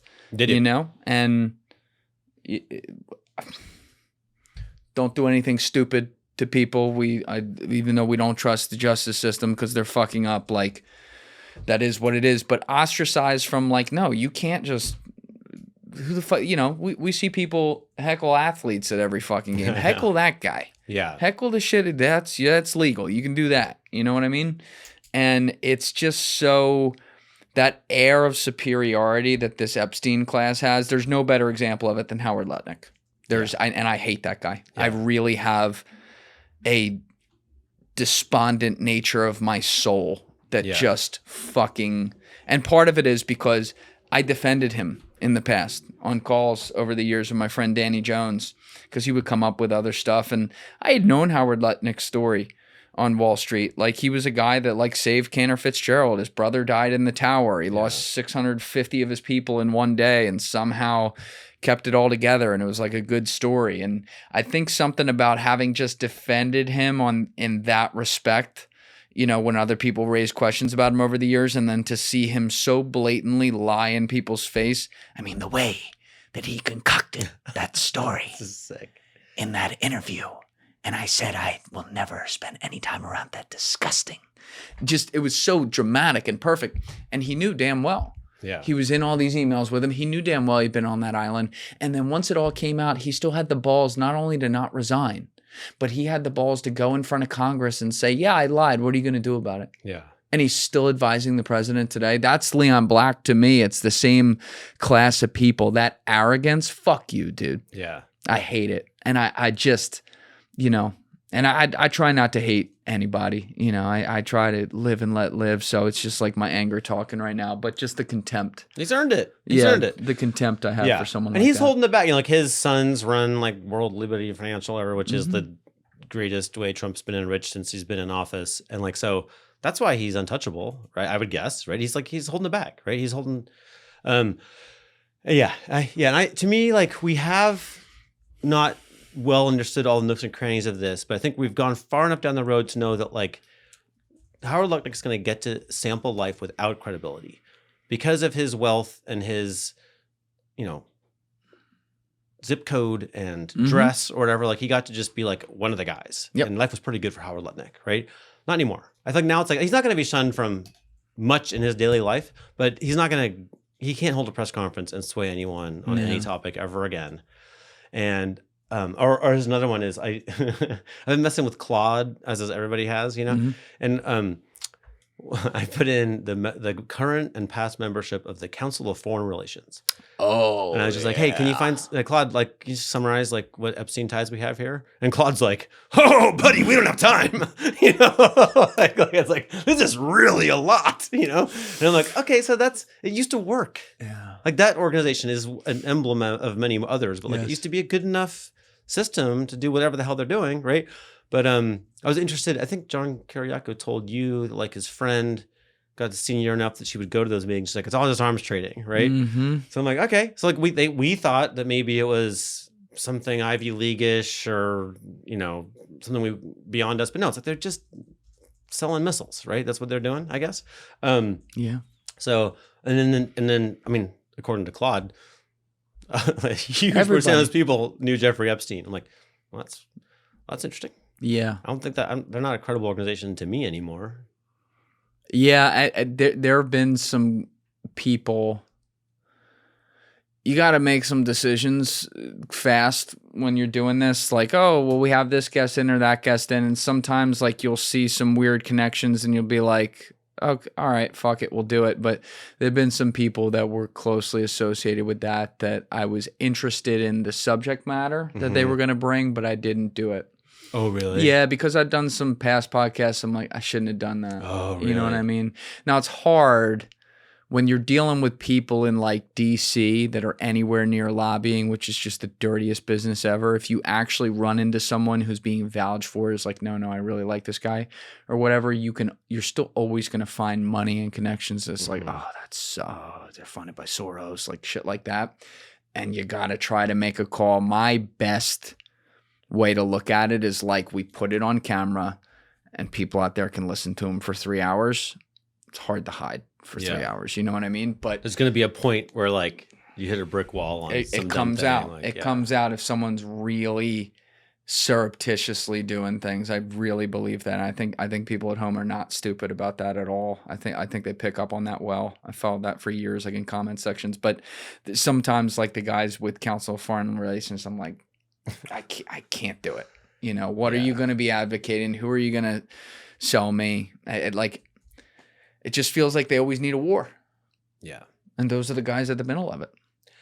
I think we need to shift. Like it makes me sad. I'm a dad, and you know, I have one kid in college and one kid recently graduated, and they have smart friends, and it makes me kind of sad that like you know these wonderful, hardworking young people like come over, and you just like you're rooting for them, right? Mm-hmm.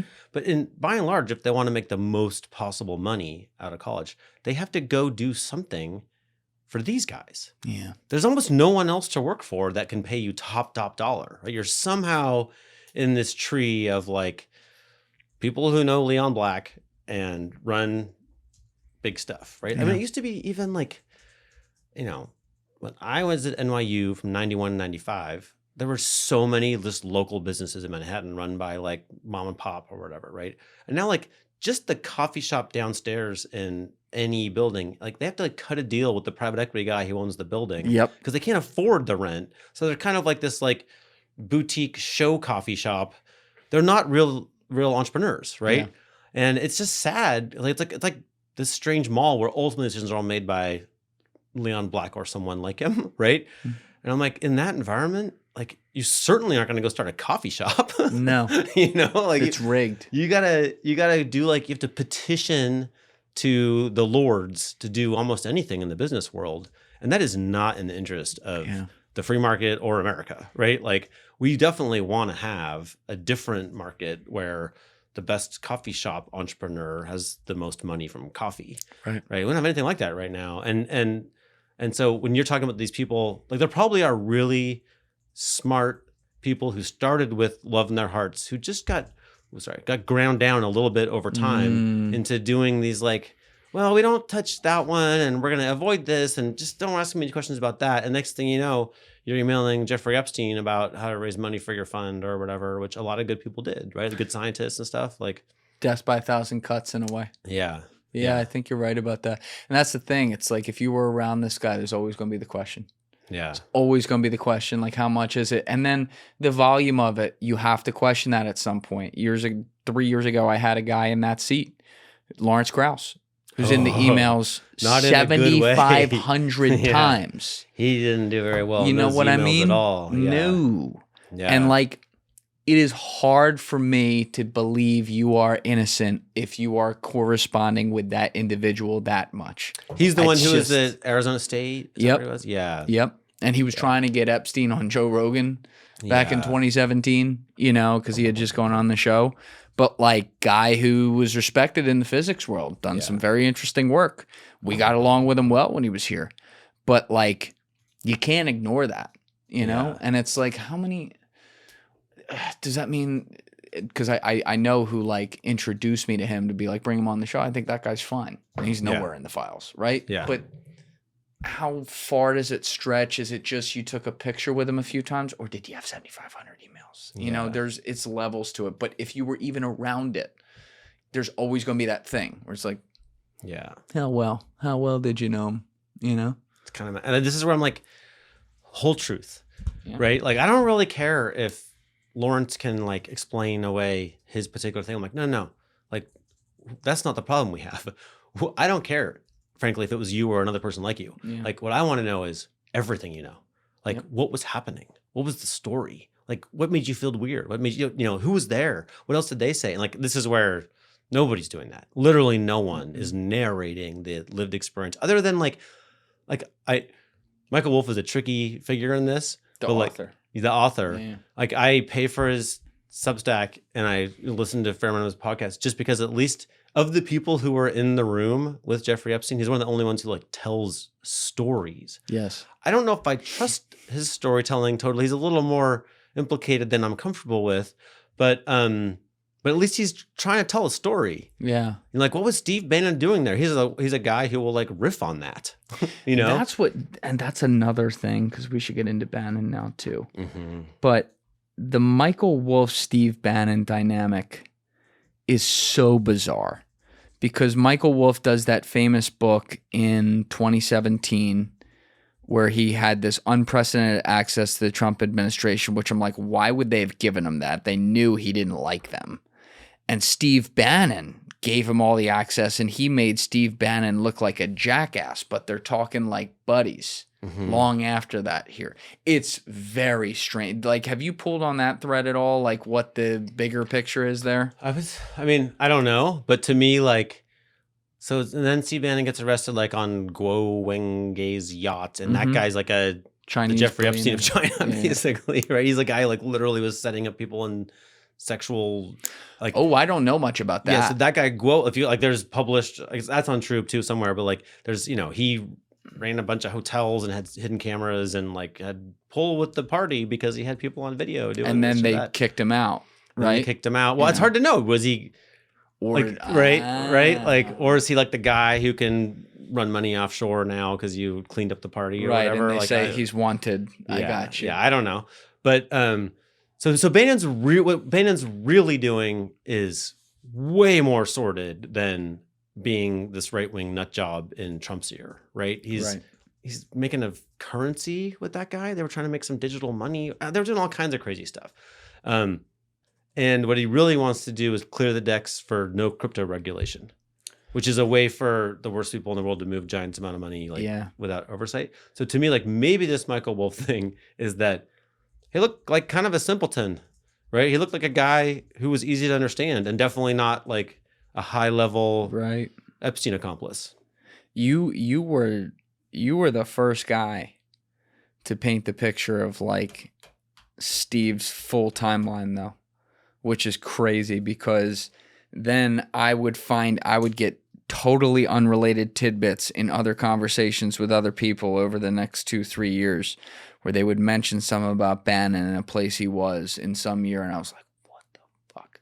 And to me, I've said this privately to people for years, and I've talked about it publicly now too. I since reading your stuff, I don't see a scenario where he's not a spy.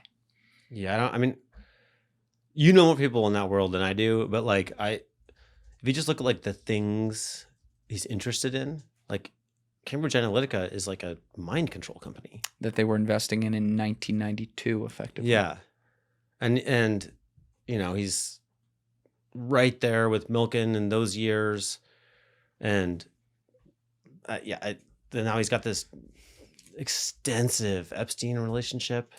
Like, it just doesn't check out. It just doesn't make sense that this would be a career. And now, like, what's with this? Like, tons of partying at his house in D.C.? You follow this? I'm like, make it make sense. Yeah, there's an article you can't find anymore. Maybe people out there will be able to find it, but I want to say it was from, like, Bloomberg Business Week. They did a big spread on him after he was named chairman of the campaign late summer 2016. People are now learning who this Steve Bannon figure is.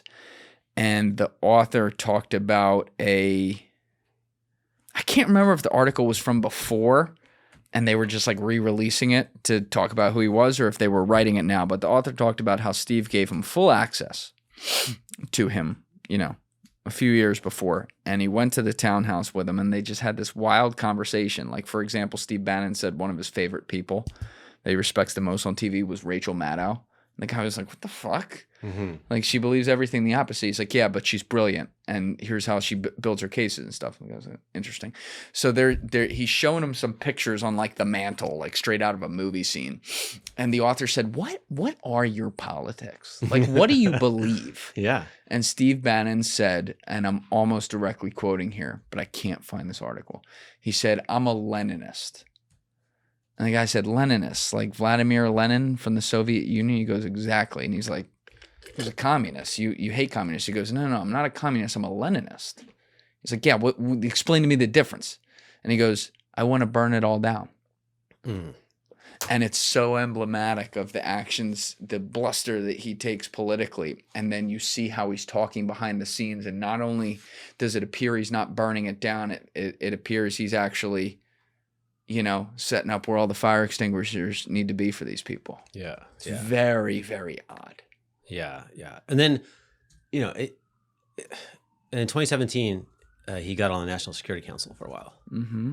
Like, for him personally, maybe it's like a fun thrill or something, but like it doesn't make any. He's a political advisor, Right? and it didn't last long. But I'm like, okay, if you're a political advisor, then this is not terribly meaningful. But if you're a spy, it's the look at that, look at Deef got it. You've got it, bro. That's interesting. Yeah. What was this from, Deef? Oh, you got it on archive.is, Daily Beast, yeah. Yep. That's it. But if you're a spy, right, then being on the Security Council is like 10 times more valuable, right? Yeah. You learn stuff that you give to somebody else, right? I'm not saying I know who that would be, but like, it seems like, was he emailing with Epstein about that? I wonder. I haven't seen that. But like, who's like, no, tell Trump to put you on Security Council, right? Like, who was that? Who was in Bannon's ear about that? I'd like to know that.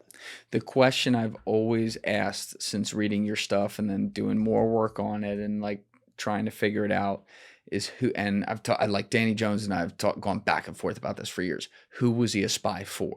Yeah.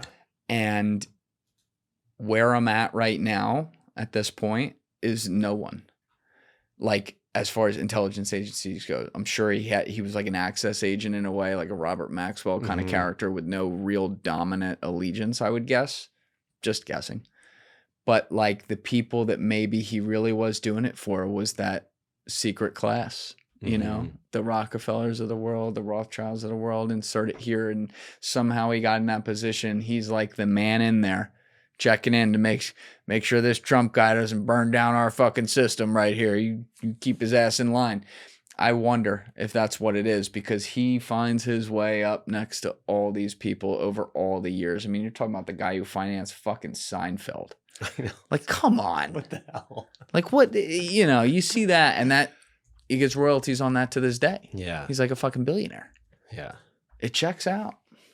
It's, well, also, if you were Steve Bannon and you see Jeffrey Epstein and how things are going for him, I could see you might be like, that looks pretty good. Mm-hmm. Like I could get some of that. Like, so how do you do that? Right. I think he did a pretty good job of getting a masterclass, right? Getting in, whoever Epstein worked for, or whatever Epstein knew, and the leverage that he got. Epstein got to just, I think Bannon's life is a lot harder than Epstein's. You know what I mean? Yeah. He gets to parade around on private jets with 17 pairs of readers everywhere he goes. And like, I don't know how Bannon's living, man, but it looks harder. Yeah. You can see the wear and tear on his face, man. He looks like he's going through it every time he talks. Just like, fuck, man. Look, are you okay? Yeah. Listen, just give me my Jack and Coke and let's get through this. Totally. I mean, yeah. That's like the best picture of him, too. Yeah. Yeah, it gets worse from there. He's weathered. He is weathered for sure. But what, did you come across when you were originally investigating this? Obviously, we got a lot more look through into some of the really, really satanic kind of stuff in these latest emails. But did you come across anything that pointed in that type of direction back in 2020, 2021, where it's like, oh, maybe they're like sacrificing kids? Yeah. Have you followed Kirby Summer at all? Do you know what I'm talking about? That does sound familiar. So she's all over Twitter and stuff. She's a victim of like she was like kept as a sex slave by, she says, and I see no reason not to believe her, a guy named Ira Rickless. So I have seen this. So Meshulam Rickless like invented private equity in the U.S. and he bought Pickfair, which is like this famous house in Hollywood that later was Dr. Jerry Buss's house. And he married Pia Zadora, I want to say. Meshulam Rickless did.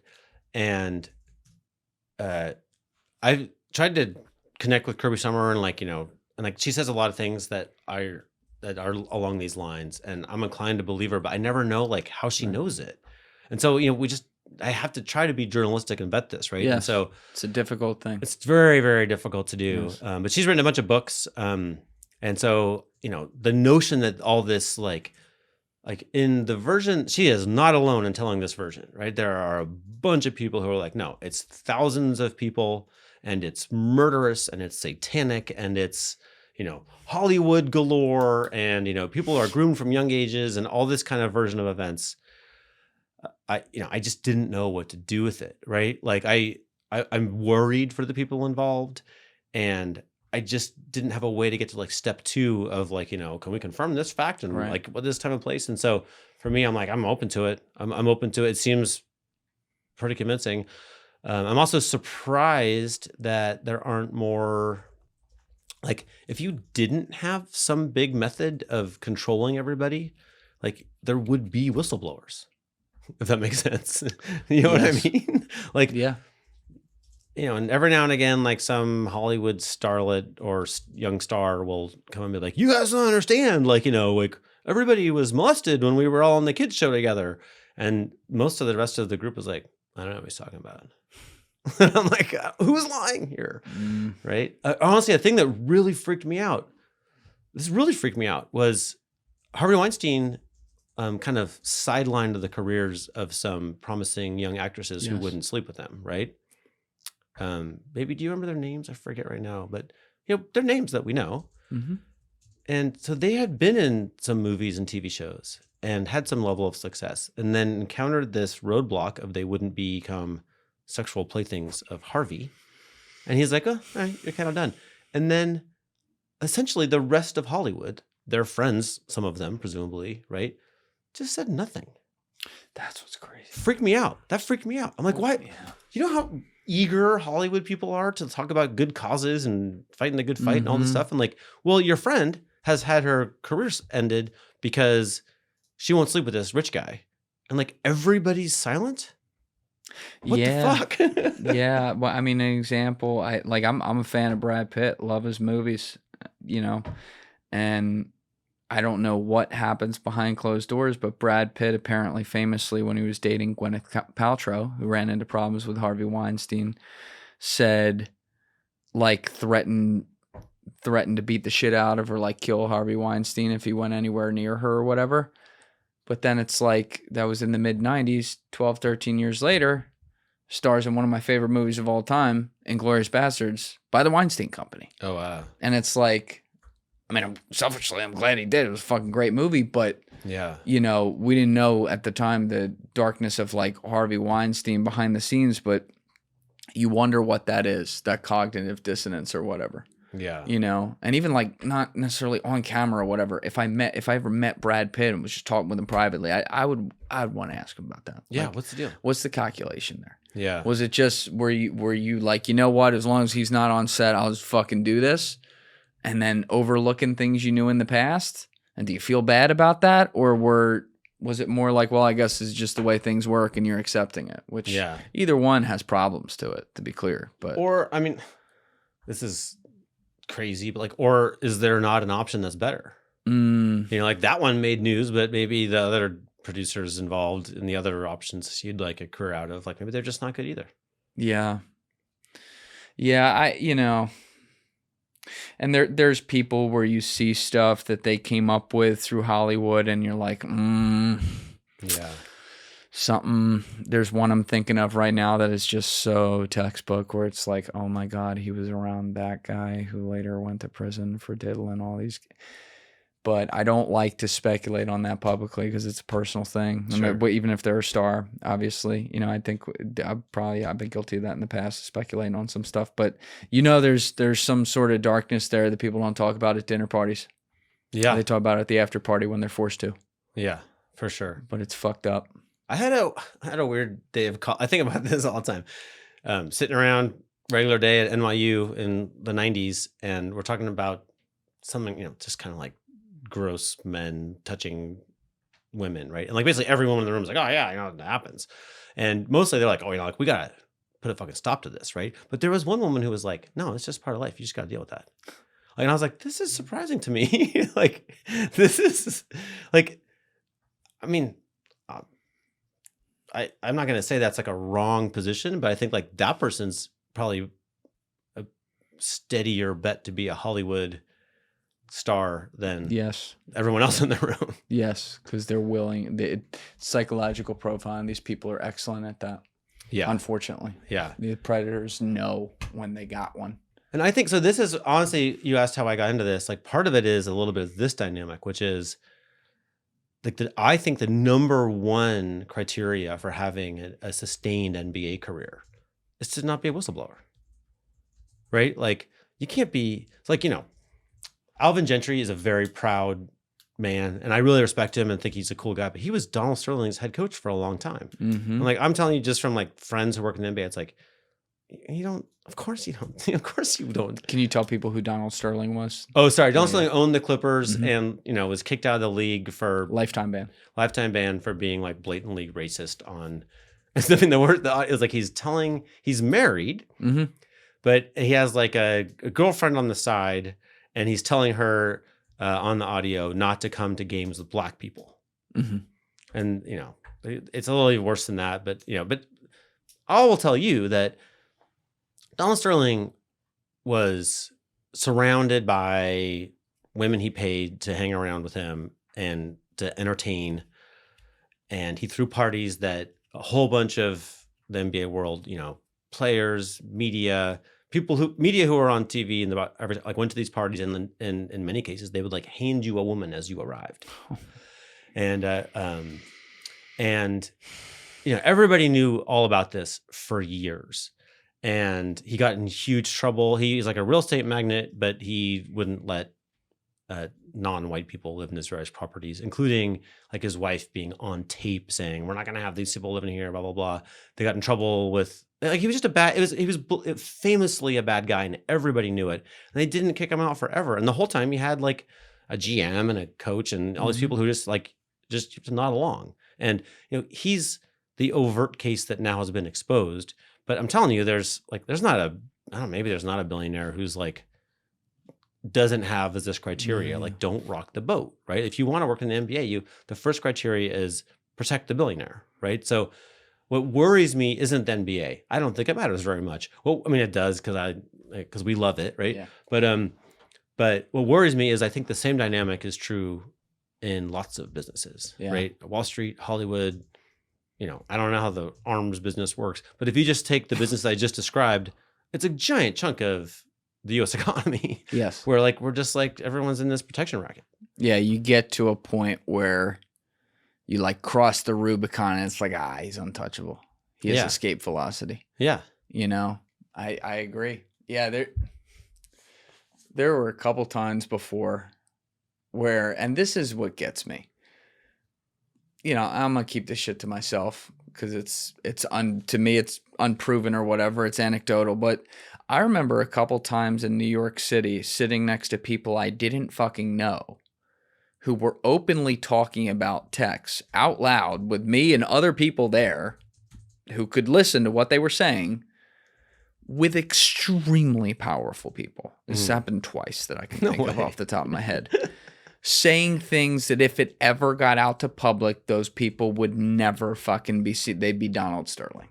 Yeah. And I'm like, that's why I've always thought about it, because I'm like, this asshole sitting here in this place in New York is just saying this to people to hear, but nothing's going to happen to that person.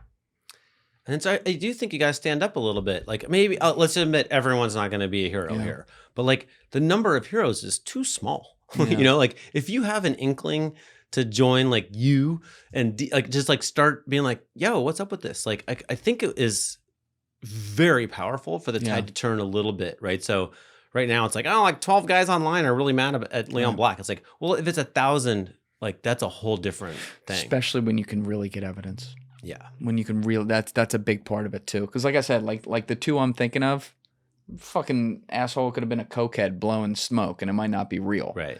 Didn't sound that way to me. Yeah. But like with this, Leon Black, we can point to it. We can be like, yo, look at this, look at this, look at this claim, look at him with this person in this year.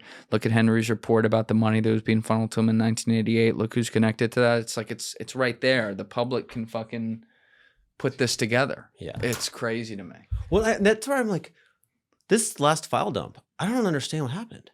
Like, at the same time that they held back half the files, breaking the law, and redacted a bunch of things to redact, they also just shared way too much to keep it covered up, right? Like, I know we should all be mad about what's redacted, but also like, thank you. Yeah. Like, this is an unbelievable, like, I don't like, what do you think happened inside the Department of Justice where they were like, that's a go, that's a go. Like, they shared an unbelievable roadmap to Epstein's activities that is completely damning to it's a great question. Dozens of people. Like, was it insubordination? Like, I just don't understand what's happening here. Like, I feel like we got way too much. We're never going back now. Campaign promises, followed by public outcry when they tried to walk it back, followed by already public information that was known from investigations into this case and how weird it was, followed by an expectation that, like everything else, people would get over it, and they seem to have miscalculated on at least some of that, hopefully. Followed by it could be a red herring for what they're not releasing to try to tell us, like, look at all we're giving you, but by the way, don't pay attention to the fact that all the files between 1999 and 2001 aren't released, and whoops, we released that email about the Shadow Commission of 9/11. You weren't supposed to see that, but nothing there. What is that? Bro, I mean, that scared us when we read that email to John Kiriakou. I don't even really understand it. John Kiriakou was having a full-blown, I know John, like he was having an existential moment in front of me when he read that email. Yeah. He literally was like, I've never seen the guy speechless in my life. Yeah. I mean, guy's got stories for days. Yeah. He was speechless. Because you could tell even the things that he thought he knew about that day. There's a lot of stuff that it's like people are like, what the fuck was going on there? But like, even the stuff that he thought he knew, you could see in real time him going, oh, maybe that's not even real. Yeah. And why aren't we getting those? So I don't know, Henry, but it's a good point. Like, they have given us a lot. And I'll give the administration that. They're the first. All these Democrat and Republican administrations before them have completely covered it up. Totally. This is the first one that's like trying. I do have to say that. But, you know, now you got to release it all. They have to. They have to. And what's in there? What's in there? Like, what's in there? I mean, yeah, if this is the good stuff, like, what the fuck is the bad stuff? I'm laughing, but only like... It's crazy. No, I know why you're laughing. Yeah. It's nuts. And then I'll tell you another thing that happens. Okay, so journalism might not be the right tool to crack this. Here's what I'm saying. So the way journalism works is I have to, oh, it's only me. Like, from my point of view, I have to, get the evidence and then publish it. Yes. Right. And so if I'm trying to figure out like what was Leon Black doing, like, it's very, very hard, to get the evidence. So this guy, Jeff Asher, who's a friend of mine, and he publishes on like crime stats, but he used to be an analyst with the CIA. And in the middle of this operation I was doing in the pandemic, he was like, oh, you should read this book on it's like the handbook on intelligence analysis. Did you know him previously? No, I don't remember exactly how we met. He's a great guy though. Great guy. Just came into your life when the true hoop guy started to sway away from the hoops. No, but I'm telling you, he's an analyst. Like, he's definitely from like the dorky end of the CIA. But in any case, he recommended a really good book, which you guys should read, called The Psychology of Intelligence Analysis by J. Richard Hewer. And it's basically, if you're an analyst, your job is to take like all this human intel and you're going to advise the president and say like, we think this guy will be the next leader of Iran. And here's why. Mm-hmm. You have to you have to be Like all of the methods you have to use within your own head to be accurate about that are probabilistic and sober, and you have to not be emotional, right? Yes. You have to defeat your own emotional thinking. And so that seems to me much more useful than what journalists do, which is like the Watergate model of like, like we got deep throat and now we have all the evidence and we busted the bad guys. It's like we're not going to have that opportunity. Maybe we will going forward now that after this file dump, but we haven't had that opportunity. I certainly didn't have it before this file dump, right? So I'm just going to so instead I have to think probabilistically, like what's going on here? Which is actually how I did my job as an editor. I used to oversee a team of reporters, and I would basically say like, I think there's gold if you dig here. I can't map it for you, but I see a lot of signals, and we never missed. Like there was gold every time. And like, this is where I feel like, okay, so 9/11 is one of these ones that like, I don't know what the fuck's going on with 9/11, but I know that it does not stop coming up. That's right. It just like, we're talking about a money launderer, sex trafficker. Why do we keep talking about 9/11? Like, I am not here to tell you that I believe the towers were intentionally brought down by some conspiracy, but I know that like the people who work in this space can't shut up about the fact that our story is not the straightforward story. Like there's more to it. And the same douchebags who are involved in this Epstein story are heavily involved in this 9/11. Like, why would Ghislaine Maxwell be invited to the shadow? Why would there be a shadow commission, and why would she be on it? Right? That's right. What the hell? We're not close to understanding that. And why is a journalist asking her to be on it, by the way? Journalist at Epstein. But that, did you know people who died in the tower? Because you're from this area. Scary day. That was a scary day. We thought a friend of ours, he was like supposed to be there, and all day the phones weren't working, so the whole day I was like freaked out, but turns out he wasn't there. But, like, where were you that day? I was in New Jersey. Yeah. But yeah, that was crazy. That was a scary day. Yeah. So when you're from this part of the world, I'm from South Jersey, but like we knew a couple people that died in the tower and everything, and that again, that's like this part of the world here. There's things that I used to just be like, no, it's this or that about it. That, even before the story came out over the past year or two, especially, I've had to be like, you know what, Julian, remove, because that's one of the first days I can really remember like very well. I was like 7, 8 years old. And I just remember everything about that day. And I think there's an emotional imprint that happens there and then kind of imprints your opinion, if you will. And I've had to step back and be like, I used to think this, and this at least there was always fishy shit, but I'm like, I used to think those things were definitely true. I don't know that anymore. I'm not saying I know what the truth is. I don't think anyone does fully, but it's amazing that you can see things with your own two eyes. Something as drastic as that, and it's like, well, that's not all that was there. Well, I've lived in Ecuador, I lived in India, and like, those places had corruption in the sense of like, you get pulled over and you don't have a legal license, like you can probably give the guy $5, right? I like those countries, and but we don't we're very proud in America that like the food is all safe in the grocery store because the food inspectors aren't taking bribes, presumably, right? Like, or way less than Ecuador and India. Let me tell you that, right? Like, Russia can't build big things.